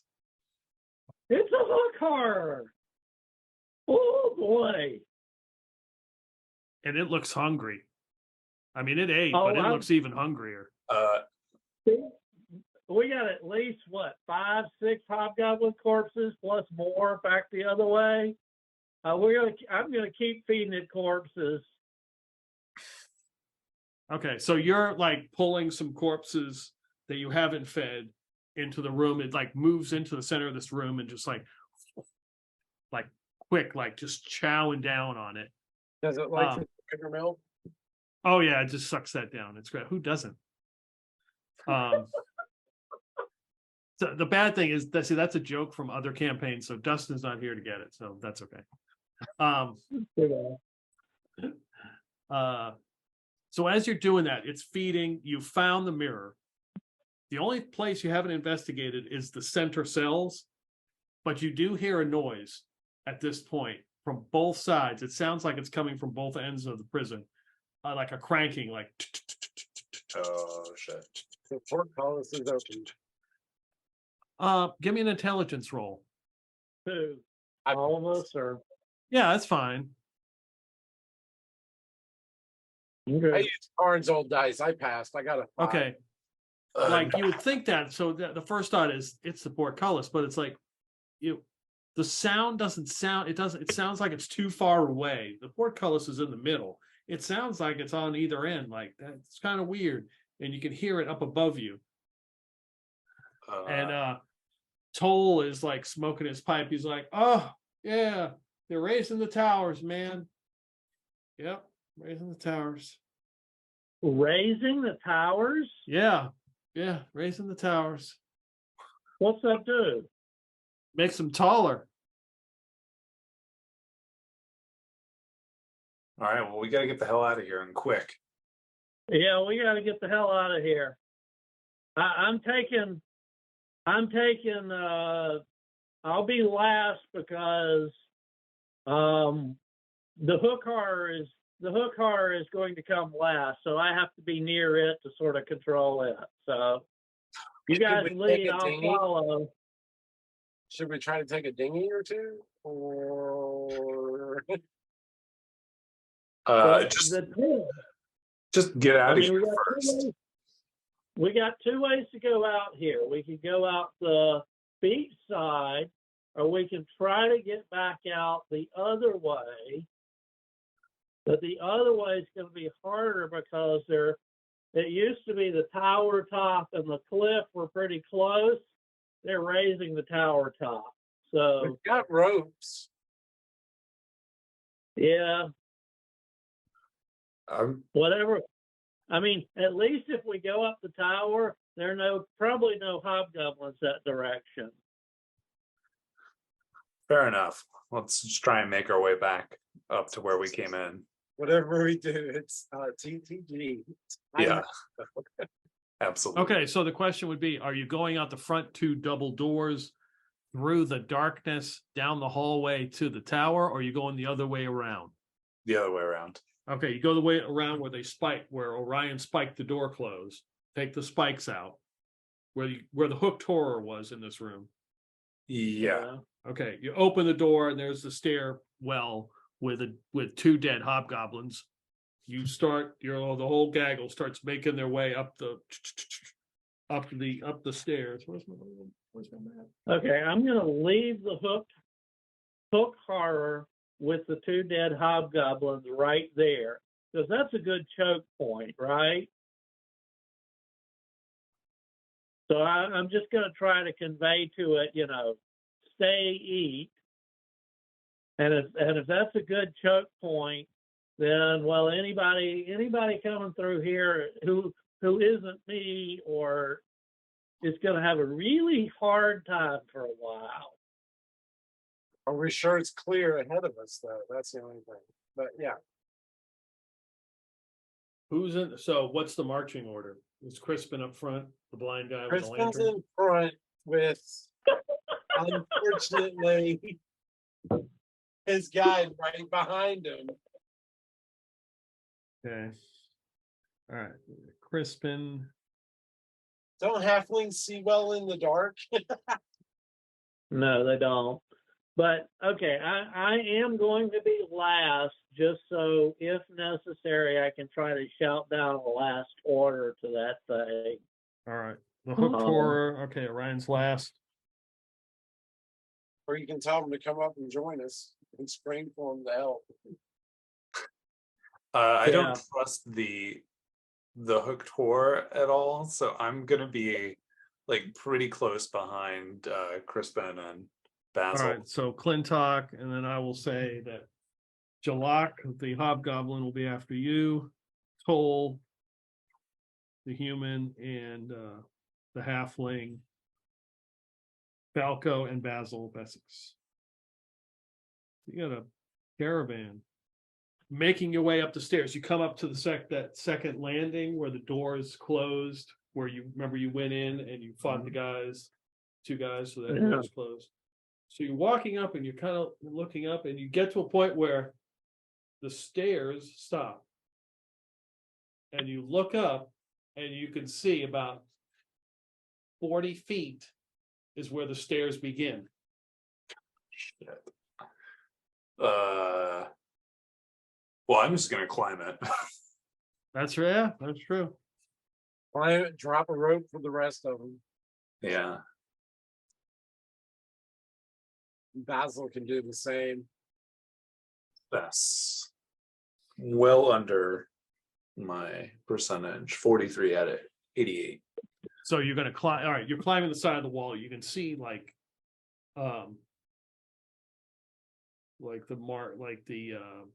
the tracks or whatever where it was used to like lift the whole tower. Whoa. Give me a D6 roll. Yep. 2. You can hear talking as you're approaching the top of the tower, climbing up the wall. There's definitely people up here. You speak hobgoblin? Basil speaks goblin. He's climbing up with him. Okay, give me a roll. What am I rolling? Sheer surfaces first. Oh, I got a 70 for that. Okay, yeah. All right, so you're climbing up too. Just Yeah. give me a D6 roll then. 6. You don't hear anything, but you can see. I mean, obviously, you guys are walking up. There's a little bit of light. Obviously, there's light coming up from the lantern. And you notice Clintok probably stops. And I would assume motions to you to climb all the way up. Yeah. But I like gesture like I climb up closer, quietly, trying to creep and be stealthy. there's some goblins up there.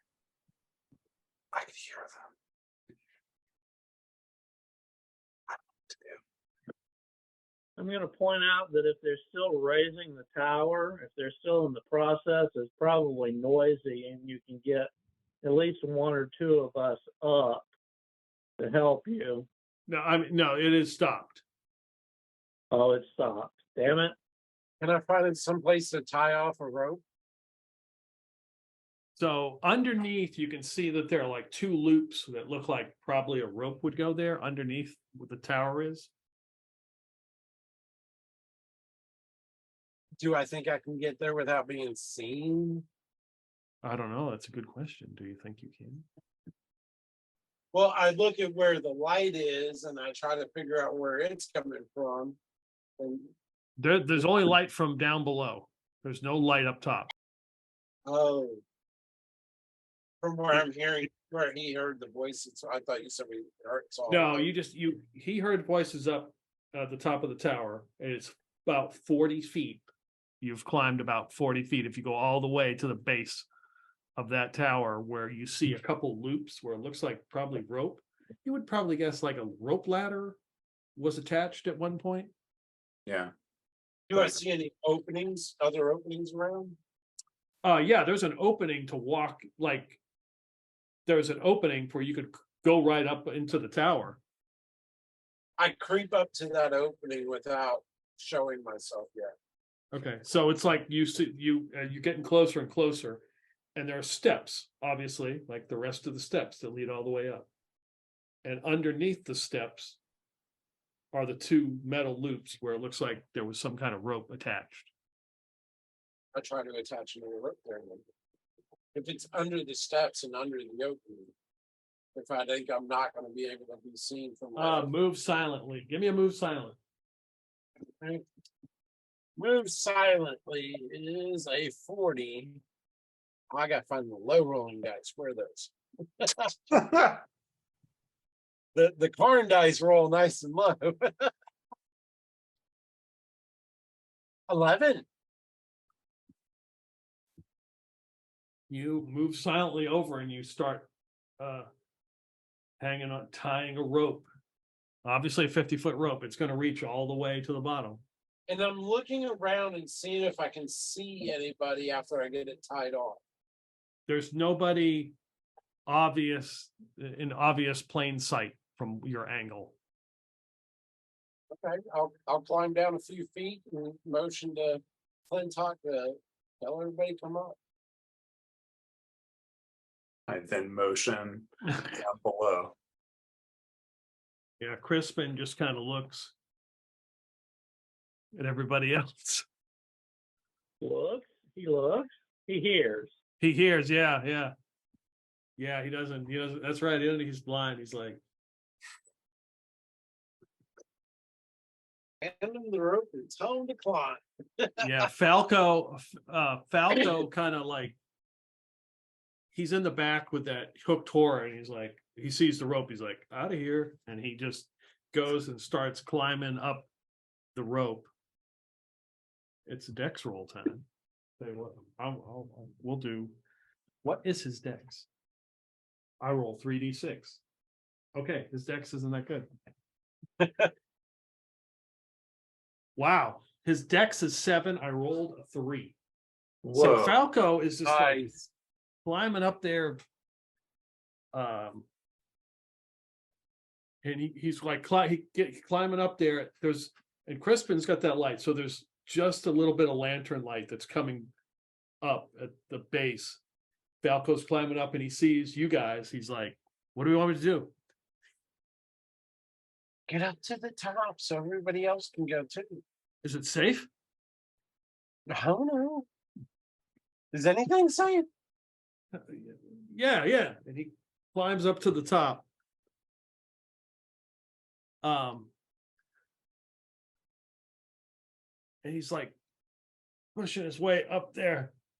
And that is when we roll initiative. Great. Great. Poor Falco. All right. Sucker fall. We Sucker didn't know you Falco. well. I rolled a 3. Whose What are turn you it guys? is? Okay. I got 5. You guys are up first. 6 with her. Falco gets all the way up to the top. He pushes his way up, and you see him kind of like duck, as like it looks like somebody tried to stick a swipe at him with like a spear or something. He's like, I thought you said it was safe." I said I don't know. I actually told the truth. Yes, you did.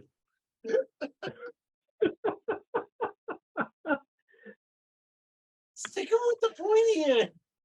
Yeah, I guess you probably gave him like a dagger or something, right?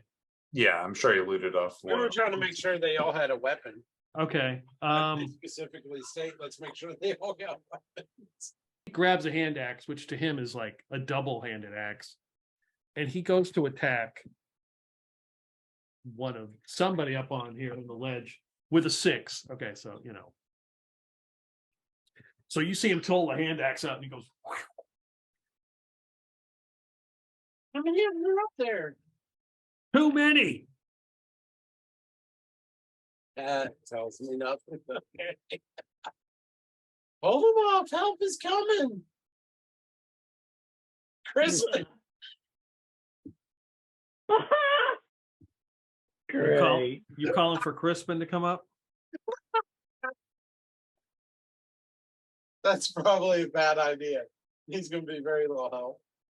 So it's the stairwell like spiraled in such a way that if I could climb up past where the steps are, like just on the wall and get above it.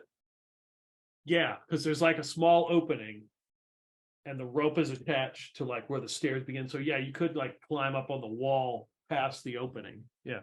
Okay, I'm gonna try and do that first. Okay. I got a 50. It's under. Okay.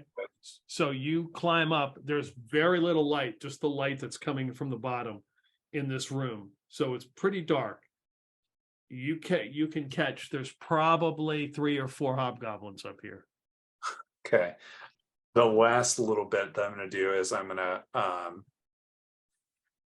try and dig my grappling hook into the side of the wall Okay. and then tie the rope off around my waist so that I'm just hanging from the grappling hook and I don't have to hold on to the wall. Okay. I will If give that's you. possible. All right. So whatever. Roll under your dex or strength, but remember you got a -4, so it would Yes. actually be a +4 to your roll. Okay. I'll let you pick which one. All right. Trying to roll under my strength. Oh shit, I got a 3. Okay. So yeah. So yeah, I mean, it's rock. So you managed to you've affixed it to the wall and tied. Okay, so you're up there. And now I'm gonna pull out my bow and arrow and then another candle and get ready to do stuff next turn. I figure that's Yeah. Basil Wilberforce. I'm gonna shout for them to send up help. All right, Jalak the hobgoblin he just pushes past everybody and starts to climb up the rope And where I'm at, can I get to the rope? I mean, I fixed the rope, so I can. Yeah, you can get to it. Yeah. I can sort of hold on to the rope. Yeah. And I try to light a torch. I don't know. That seems kind of rough. I was thinking of, trying to light a torch and lob it up and over into the staircase so we could see. But I don't know how well that would work out. Yeah. Because I'm picturing myself dangling from the rope with one hand and Mm-hmm. trying to work flint and steel. That wouldn't work out very well, would it? Yeah, you might be able to do it, but it'd be tough because you'd have to have your legs wrapped around the rope and then one of your arms that you're quasi immobilized doing the everything else. There's nowhere where I can get off and stand somewhere, is there? Okay. I'm gonna hold my action for a second and think for a second. See what else other people are doing. Down below, you do start to hear a noise. It sounds like the portcullis is being raised. Well, somebody's going to have fun with hook horror. So obviously somebody's, what's his name, is rushing the rope. What I'm going to do is sort of look up, and if I ever manage to see one of the hobgoblin combatants, or at least while I'm still stuck down here, if I ever manage to see one, I'm going to fairy fire the bastard. Okay. So, can I see one this round or not? Give me a D6 roll. Mama, get lucky, please. Probably not. That would be a 5. No, you do not. I mean, there's sort of something moving, but nobody comes close enough to do that. Yeah. The spell specifically says I have to be able to See. Actually, wait a minute. Let me read this carefully. Perceive or detect the targets. So I presume I still can't perceive or detect the targets. What's the distance on the spell? 60 feet. Okay. I'm going to say, you can, because you can kind of see somebody moving around, and that's fine with me. So give me a D4 roll. 3.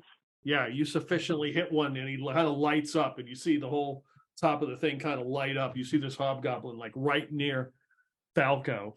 Guys, if you go after the lit, well, A, there's light, and B, if you go after the lit one, you get a +2 to hit. Enjoy. Other people are waiting to get on the ladder. Jalak's moved up. Okay, so it is their turn. So, of course. Well, Basil was holding his action to see what would happen. Okay. So he's going to go ahead and scurry up the rope and try to get up into the staircase. Give me a dex roll. Well, no, you're a thief, so you don't need to do that. I mean, Yeah. you got moves, so you got climb. You don't need to do that. You're already past Yeah, that. with the rope, he's in pretty good shape. Right? Yeah, so you climb up and you realize there's a hobgoblins right next to Falco with a hand axe, and there's 3 other hobgoblins in this tower. Does there look like a place I could dart to and try to hide, or are they noticing me? No way. The room is too small. Okay. Are they all facing me? Yeah. I come up and pull out the dagger, and I go after the one with the fairy fire, I guess. All right, don't use the corn dice. +2 to hit. Oh, but I got an 18. Yeah, you stab him.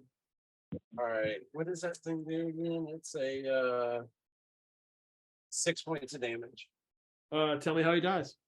I stab him in the gut, and the fire spouts out of his mouth as he throws his head back to howl, but instead of the howl coming out, the fire from the dagger erupts from his mouth.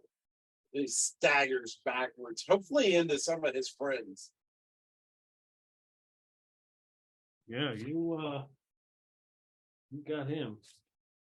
So does the fairy fire? Well, he's sort of smoking and burning. The fairy fire doesn't go out when he dies, does it? Or No, it doesn't say so. okay, no, that's fine. It's okay. He's lit up and on fire, and he's in bad shape. It is their. I believe it's their turn now, right? Unfortunately, Okay, so one is dead. One comes after Falco. Good luck, Falco. With an 8 and misses him. He's just too damn Let's short. hope that Dryder Milk does something for him. Yeah, he misses. There's obviously the presence of another attacker up there who has just showed up, and this guy takes out his longsword and comes after Basil with a 3. It would have been max damage, but he misses as well. you gotta be faster than that.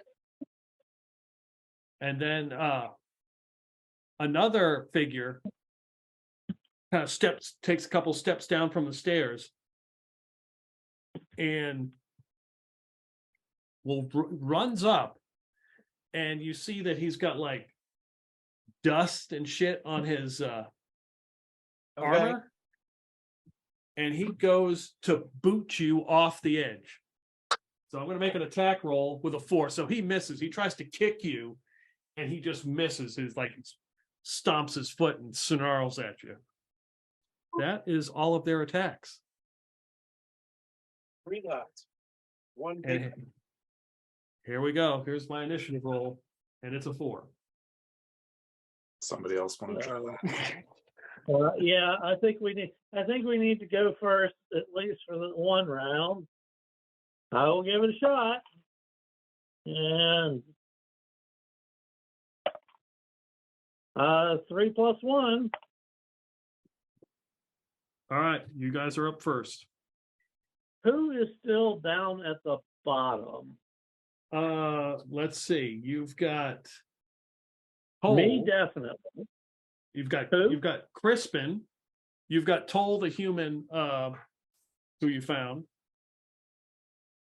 And and Basil Bessex. Well, I will tell Basil Bessex to go, attack, kill. It's a climbing. All right. I will spin up a sling stone, and if I can get a bead on one of the enemies, I will try to hit one. They will have slightly higher armor class just because of the angle that you're shooting at, but go ahead. Yeah, I mean, makes sense. So I do have a valid target. Yeah. Nope. Do I want to use? No, I still have a couple other critical rolls to get out of here. So no, that's a miss.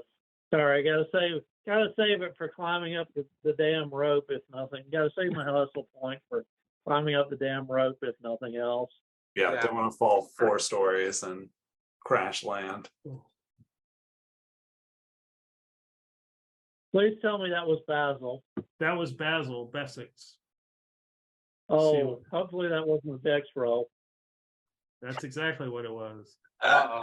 That's not good. Come on. This is not good. Can you give the non-existent player a hustle point rather than kill off their character? Well, they're not here. I would not kill off their character. Okay. I will roll again because he would use a hustle point in this situation. And he passes. Nice. I believe he did have in the early days of this game, that's how one of his characters did die, was falling from a rope. Yeah. So you see him slip and he grabs the rope again. And he's like, oh, okay.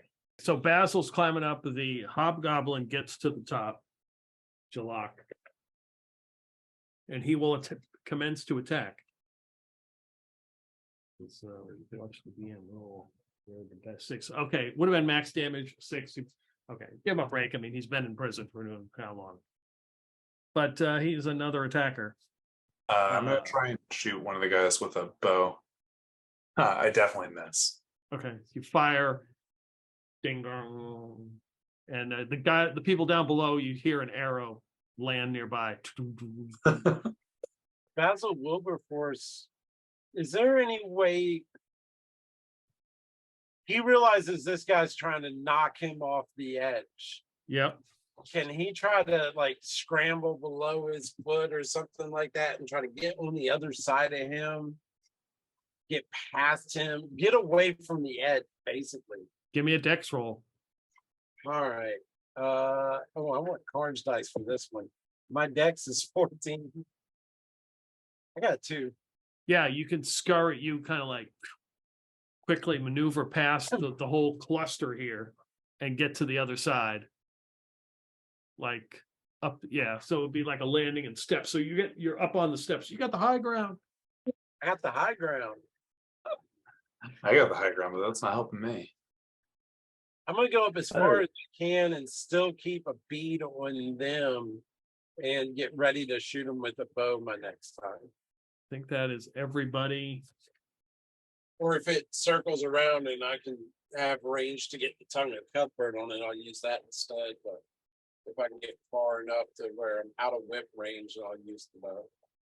For those of you down 40 feet below, you hear a noise, a door opening, and a lot of screaming, and footsteps come running up the stairs as I imagine the hooked horror is waiting for them. Oh yeah. It sounds like war cries, but probably will be some other cry here in a second. Good call. Let's see. We got good old.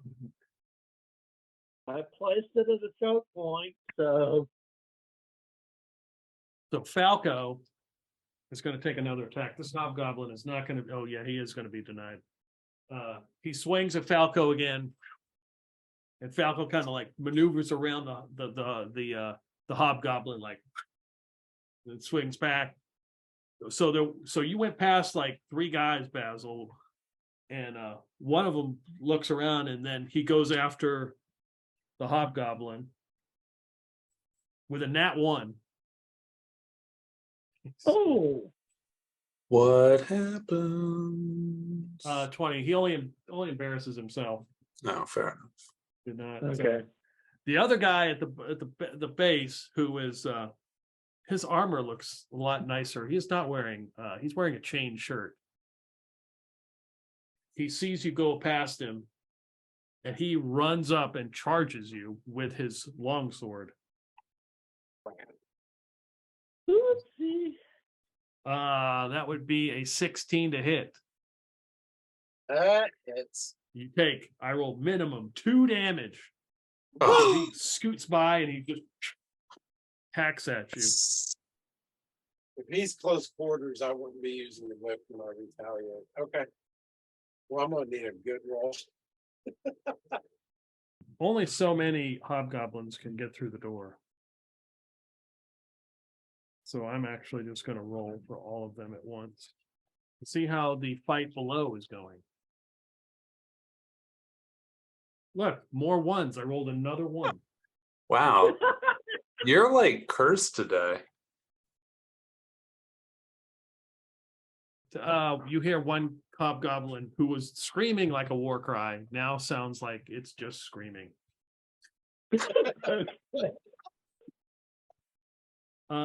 So Perfect.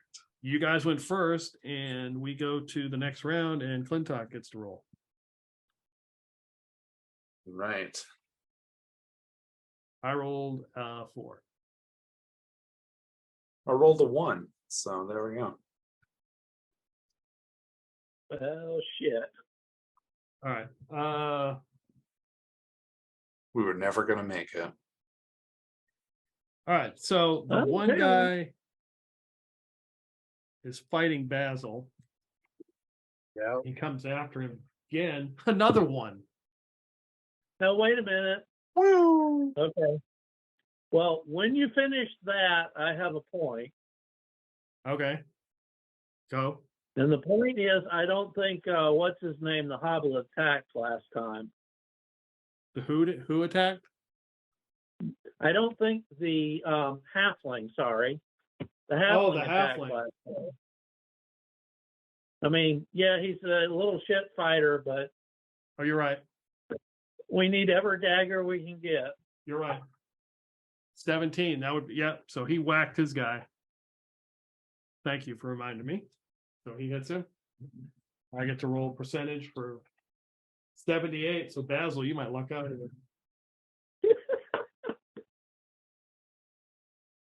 So he's he hit you once. He goes to hit you again with the sword, and like the sword comes right off the handle. The blade just falls right out. He's just holding the shaft and he just slams it to the ground in disgust. Attack on the hobgoblin 2. At least it's not a 1. Falco 14, 6. I'm gonna roll his hit points right here. I have no idea how many hit points Falco's got.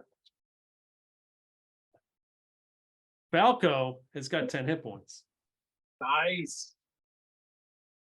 Damn. So he gets struck, but he's still up. And that's all 3 attackers. We'll go to attack on the hooked horror. I don't think none of those hit. So they're clashing with the creature on the stairs. You guys are up. All right. I'll tell Crispin there's a fight up top, but we'll come back for you when we clear that. And it's my turn. It's my turn to swarm up the road. Because I don't think Mr. literally hopped out of his mind. Opium is going to be much use. I make a dex roll, no problem. So can I get all? I know it's probably a full turn just to climb. Yeah, it's a full turn to get all the way up there. But I'm up there now, and I can hopefully do something. I'm gonna make another attempt to shoot. Nope, definitely not.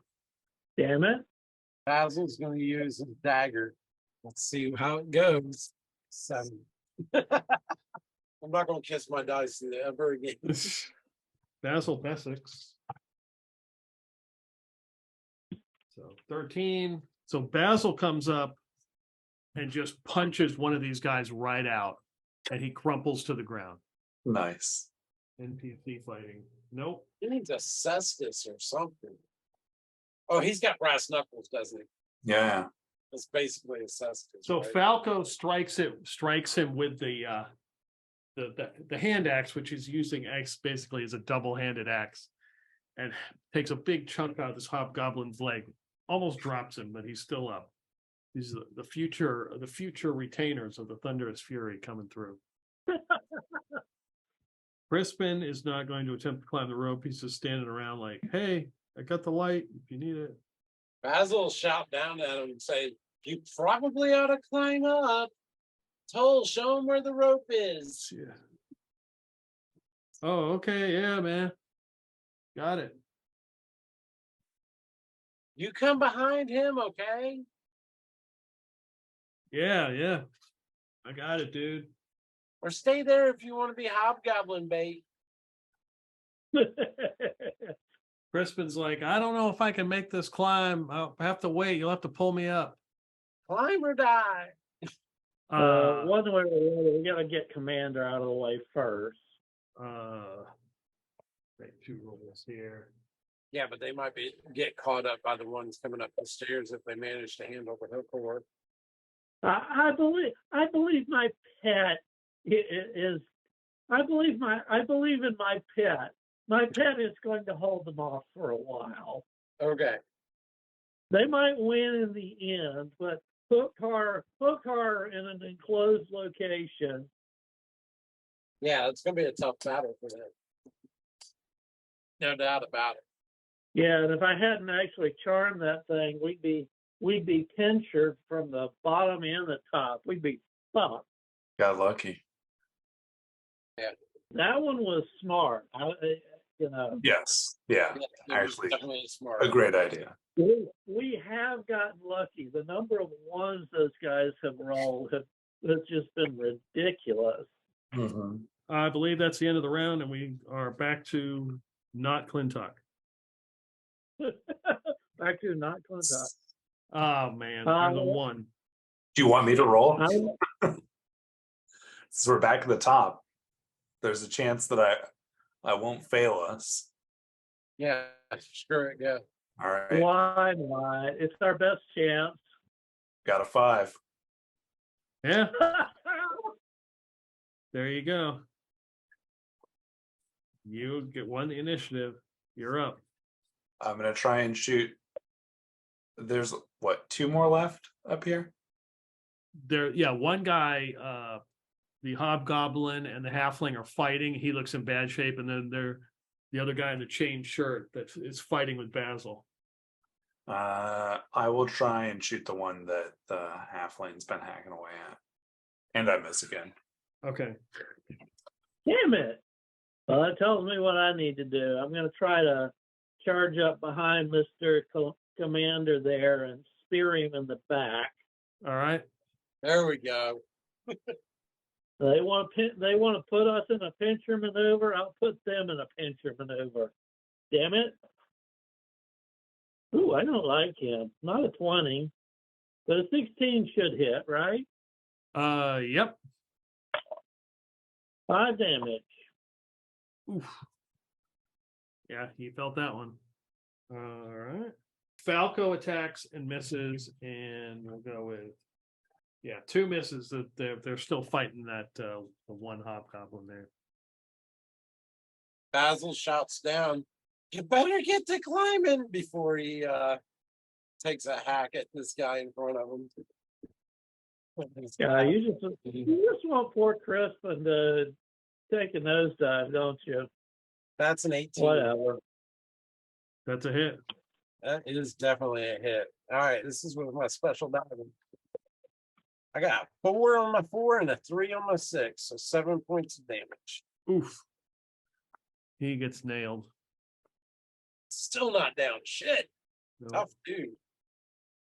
Basil Bessex misses. I realized I didn't have my camera on because it's not cooperating. Because it's out of focus for some reason. Crispin may not be a good fighter. He may not be wise in the ways of the world, but he knows that trying to climb this rope with his limited dexterous skills is probably not his best thing to do. So he's gonna let he looks at Toll, he doesn't look at Toll. He says, just go and I'm gonna tie the rope to myself. So Toll is going to attempt to climb the rope with an 18, high as a kite. How far does he get up before he falls? That's a good question. The old school D4. And that would be a 4. If you probably can't see that, but it's a 4. He gets almost to the top. He's like, and he goes to reach for the thing, and there's nothing there. And he's like, oh, and he just falls back. There's a sense of, you can see the look of peace and calm in his face and a big smile. Okay, so the question is, when he falls all the way down, does he hit ground? Does he hit the hook horror, or does he hit a hobgoblin? You know what I'm hoping for? You've also I'm looked at hoping Crispin. I'm hoping for hobgoblin. All right, I'm going to say there's a 2 in 6 chance that he actually hits something other than the ground. Okay, no. You just hear him crash to the ground. And Crispin's like, I don't think he made it. Told you dead man. Yeah, the Hobgoblin and Falco and Basil all attacked, I believe. And failed. And I attacked. You attacked the other guy. So yeah. Because I speared the bastard. Right. Let me roll. Let me do 2 rolls here. You hear another scream down at the base where the Hooktora probably has devastated another one. All right. Here goes Snappy. Kill him, Snappy. I'm gonna roll for yeah, they don't seem very eager to fight the Hooktora. Understandable. I wouldn't want to fight it either. So this hobgoblin is hobbled. He is pissed off. He goes after Falco with an 18 and a 4 damage. Oop, I flipped it. It was 4. That's just enough. And he strikes Falco and he collapses to the ground. I would say that there's probably a 2 in 6 chance that Falco was off the edge. And that's what happens is Falco is hit and slips and falls. And there's a 2 in 6 chance that he hits something other than the ground. Oh, he might hit somebody. Oh, shit. So there we go. Crispin is down here. The Hooked Horror and 3 hobgoblins. So 5. Is that it? Is that everybody down here? Yeah. So roll a d6. Crispin's a little higher than the rest of them, but yeah. Okay. So well, at least in his death, he squashed a hobgoblin.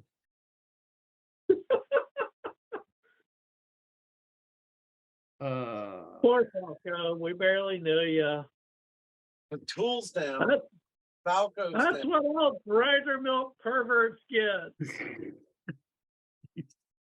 So we have no more retainers, and we got a Crispin that won't climb up. No, Crispin got smart. He's going to tie the rope to himself, so if he slips, he has a chance. Yeah. Yeah, he's got a high enough wisdom and intelligence to realize that's probably a good idea, considering he's blind also. Yeah. Let's see. Going after Basil, you keep getting 3. So the guy in the chain shirt swings at you and he misses, cursing you in Goblin. That's everybody on that side. You guys went first, so that's a new initiative, and you already used the Clintok roll.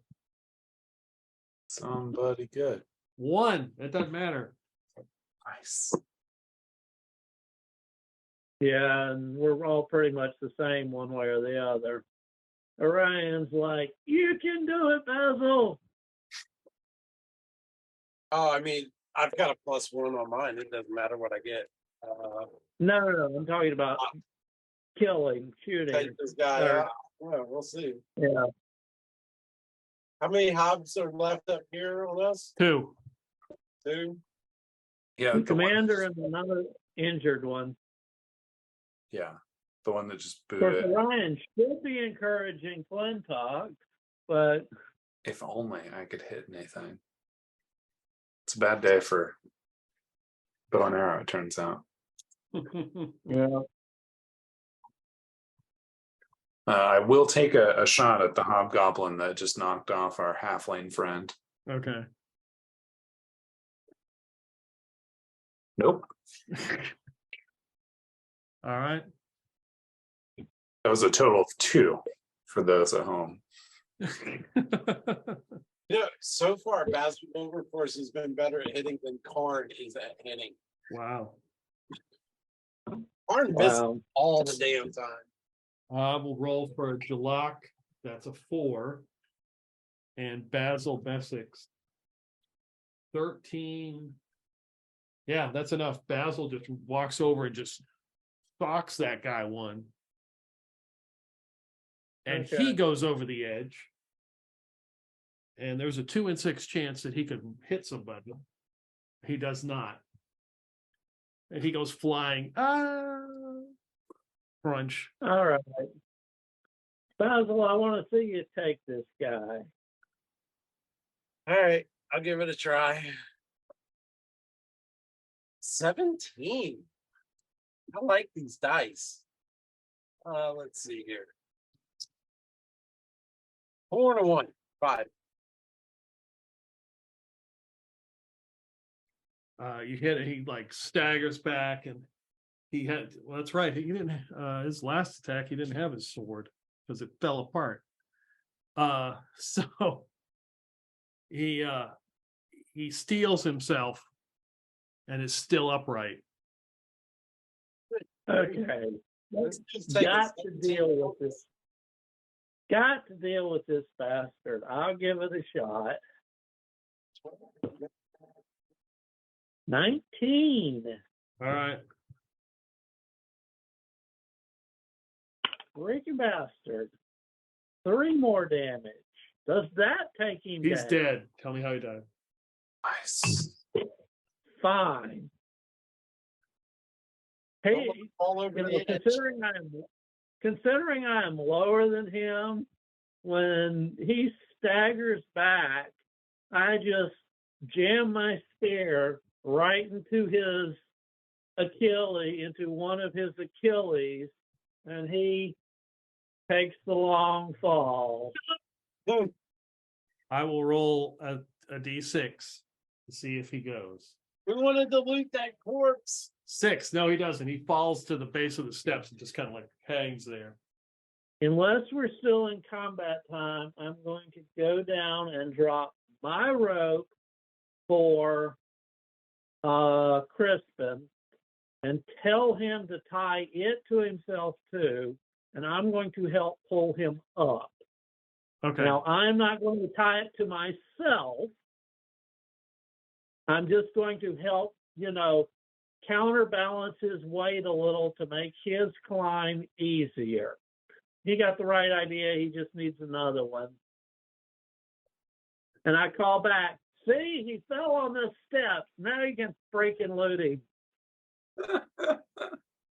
Jalak climbs to the top of the steps and looks around and pushes one of the windows have been closed by those metal, it's like a sliding metal plate. And he pushes it open, and you can see the clouds in the sky now. Like light comes into the room.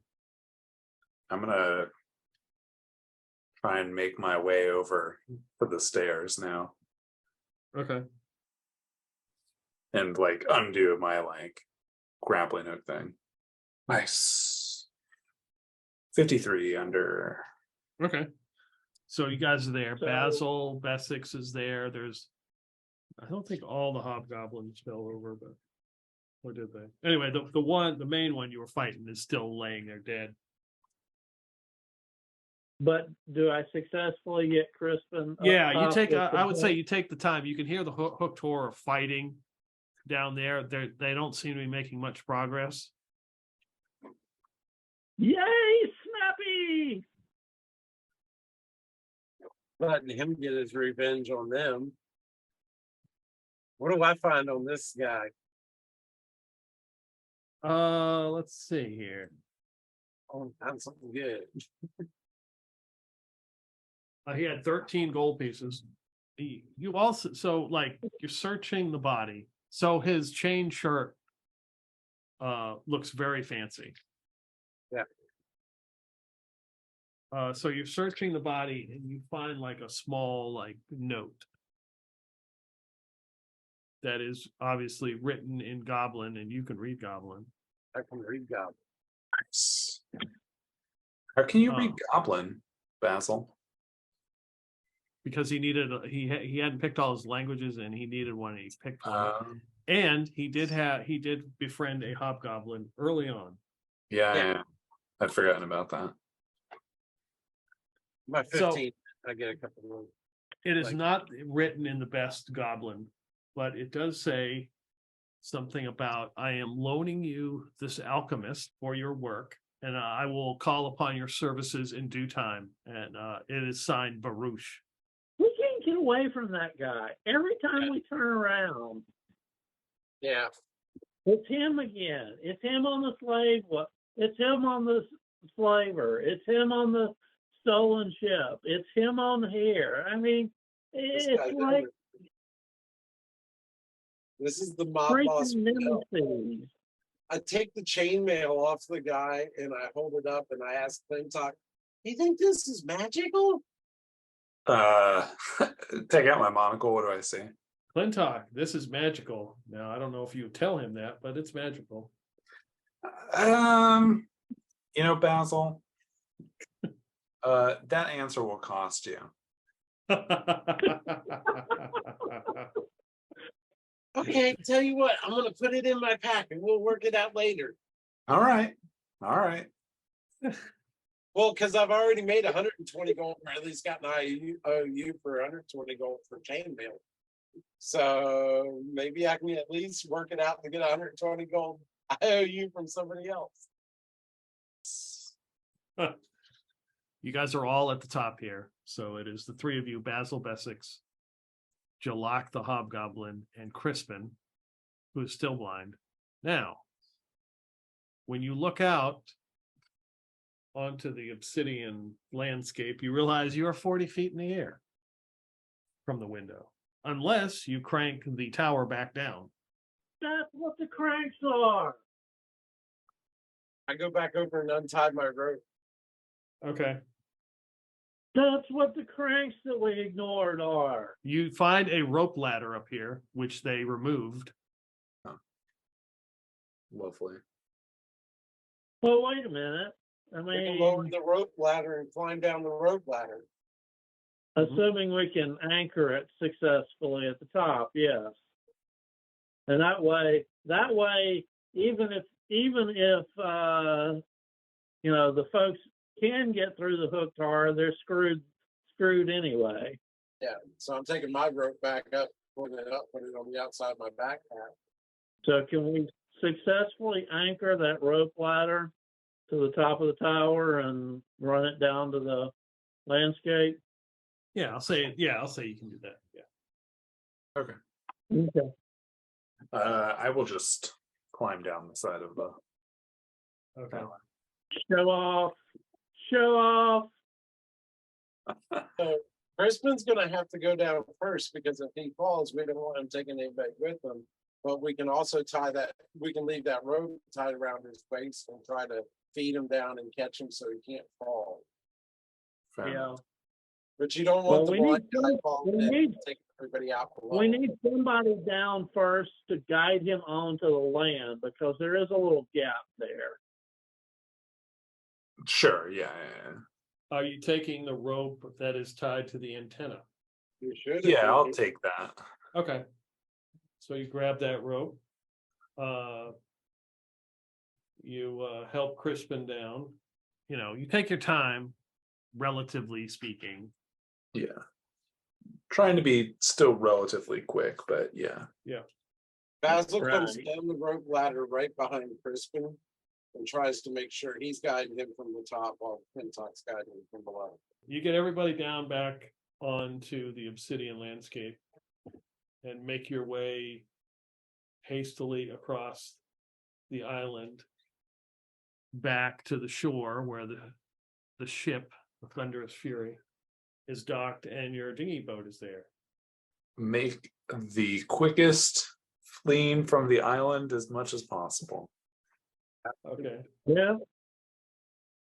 Now, Dumay Yeah, did give but- you a scroll, and you had to read the scroll and send him a message, and that's how you were supposed to contact him when you had the mirror. But were we supposed to do that like on the island, or were we supposed to go back? However you want to do it, it's up to you. I think we should get back to the Okay. boat first. GTFO, and then we can worry. Yeah, you get back. Right. You get back to the boat, helping Crispin in, and of course Remy is there and is shocked at what has happened, and kind of leads him like, "What happened? What happened?" Oh, and she kind of starts to look at everybody, give everybody kind of you can see she's looking to see who might, and then stops on Basil Wilberforce and locks eyes with him, then turns and leads Crispin down below. Basil didn't do anything wrong to Crispin. He's like, "Card, I need to talk to you." Did she like flinch at all about the like presence of the lizard folk? Or the hobgoblin, sorry. No, I mean,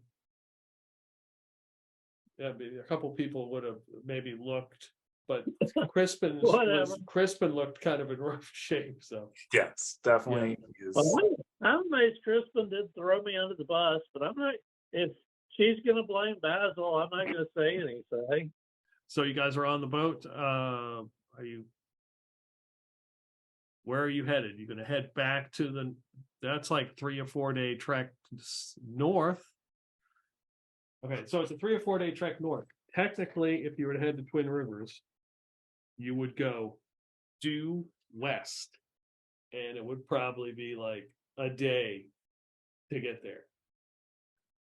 Well, we were going to go back to our base, right? I thought that was the plan.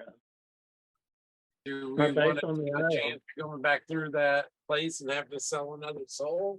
I'm sure I got free passage now. But like I'll turn to Orion and say like shouldn't you read that scroll thing now? Is that maybe a good idea? Sure, why not?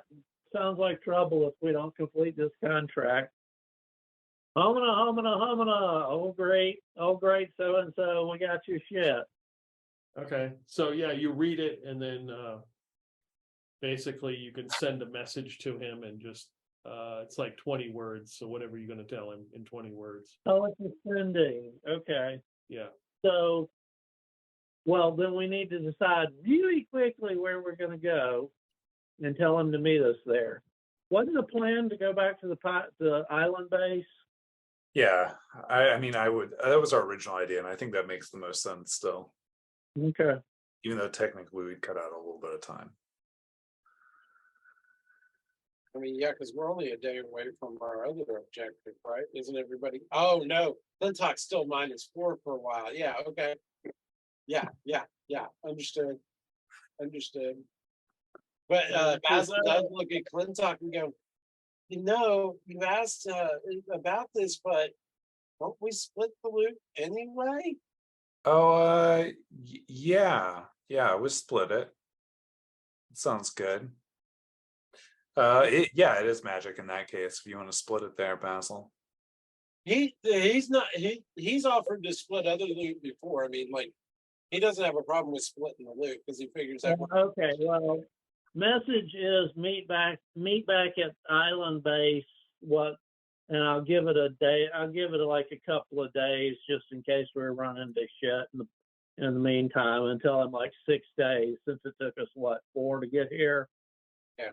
Yeah, Yeah. that makes sense. Okay. So meet back at Island Base, 6 days. All right, that sounds good. So Zofan gets the ship ready and starts. You guys headed north. Remy comes up and looks for Karn. Karn's easy enough to find. So she walks over to you, Karn, says, "I need to talk to you. But of course, It's about what just happened." what just happened? Well, Crispin's blind now. Well, that isn't a very good undertaking. I wonder perhaps if he could benefit from a laying on of the hands. Oh, and there's also more to that story too. Oh, really? Yeah, she says, "Yeah, you probably want to have a seat. We need to chat." And she leads. She says, "Let's go down." She starts to lead you down below deck, and that's a good place to stop. Nice. Oh boy. Well, you got. Yeah, I think Crispin has a 6 dex. Yeah. But he's got a 13 intelligence and a 14 wisdom. So he at least is aware of the fact that he's not very dexterous, Right. or So I figured he is not going, especially blind. He is not going to try to climb this rope.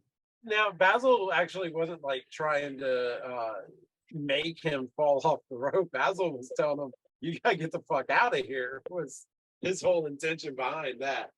Like he wasn't trying, but yeah, I get what you're saying. But Basil Yeah, did. well, know that'd be up to Karn to decide what Yeah. what Basil's intention was. Yeah. Oh no, I mean, just speaking completely out of character. Yeah, I mean, I mean, he was speaking as in the coward who knows to run. It's like, don't waste any time. Get the hell out of here. See, and I had full faith and confidence in Snappy. That was a good call. Yeah, that was a great tactical move. That was a great Yeah, move. I randomly filled all the prison cells, and the mirror, what I rolled, and a mirror showed up in that particular one, and you danced all around it.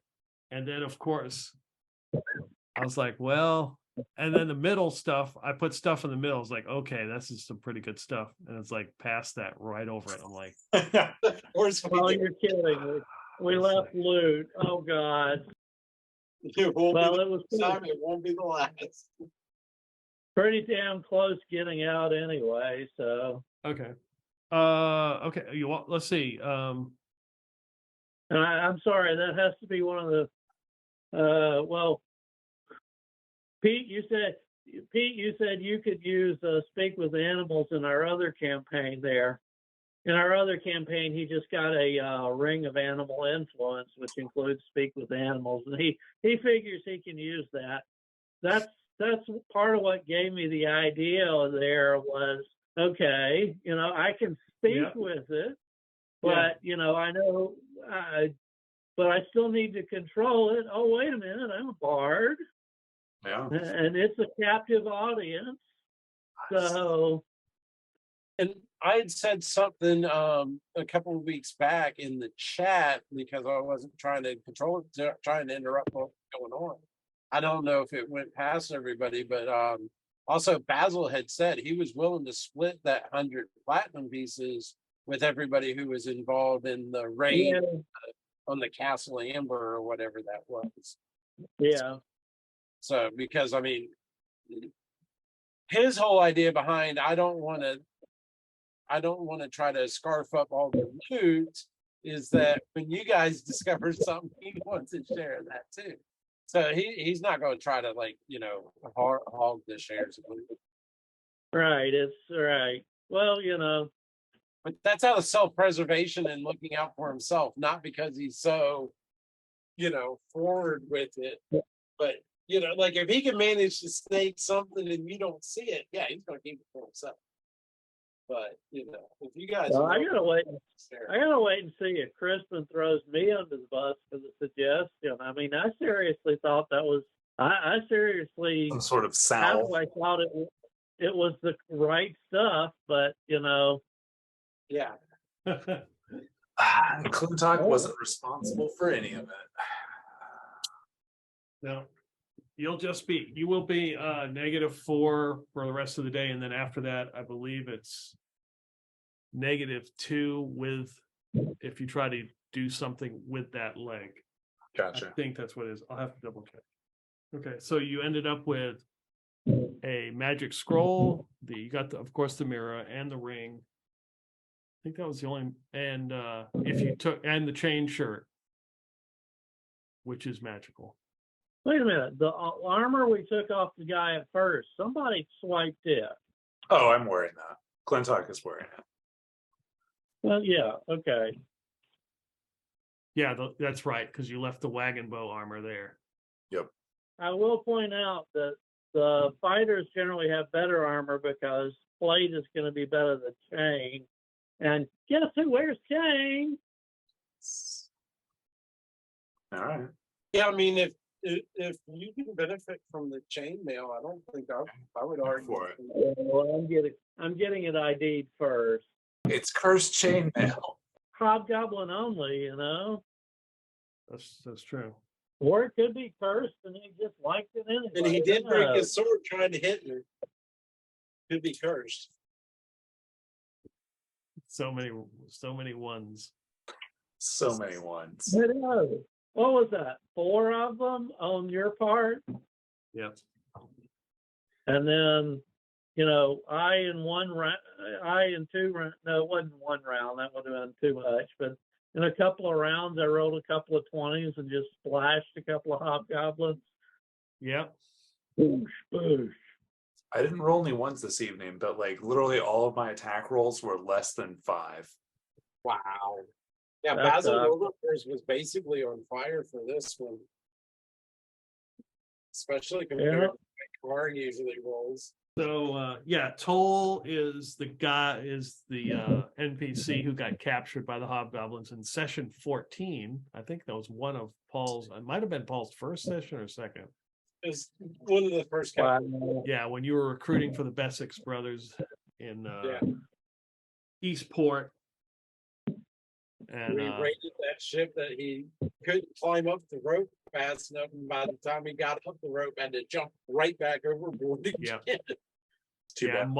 Mike played, and Mike's character was the one that was eating marbles or something and died, and then I had him play the NPC dwarf that died, and then I had him play Toll, and then Toll ended up getting captured. Wow. Too bad Toll didn't make it up that rope. No, he didn't. I guess the point is he did make it up the rope, just not. That's true, yeah.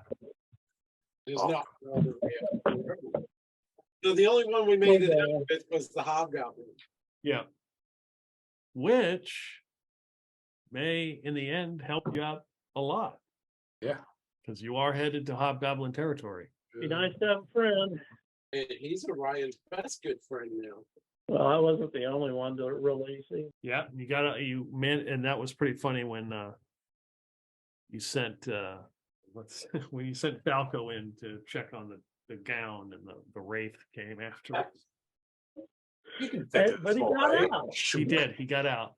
He got out. But then, of course, Basil Wilberforce sent him up the rope to, I don't know if there's anything up there. He asked, I answered. I don't know.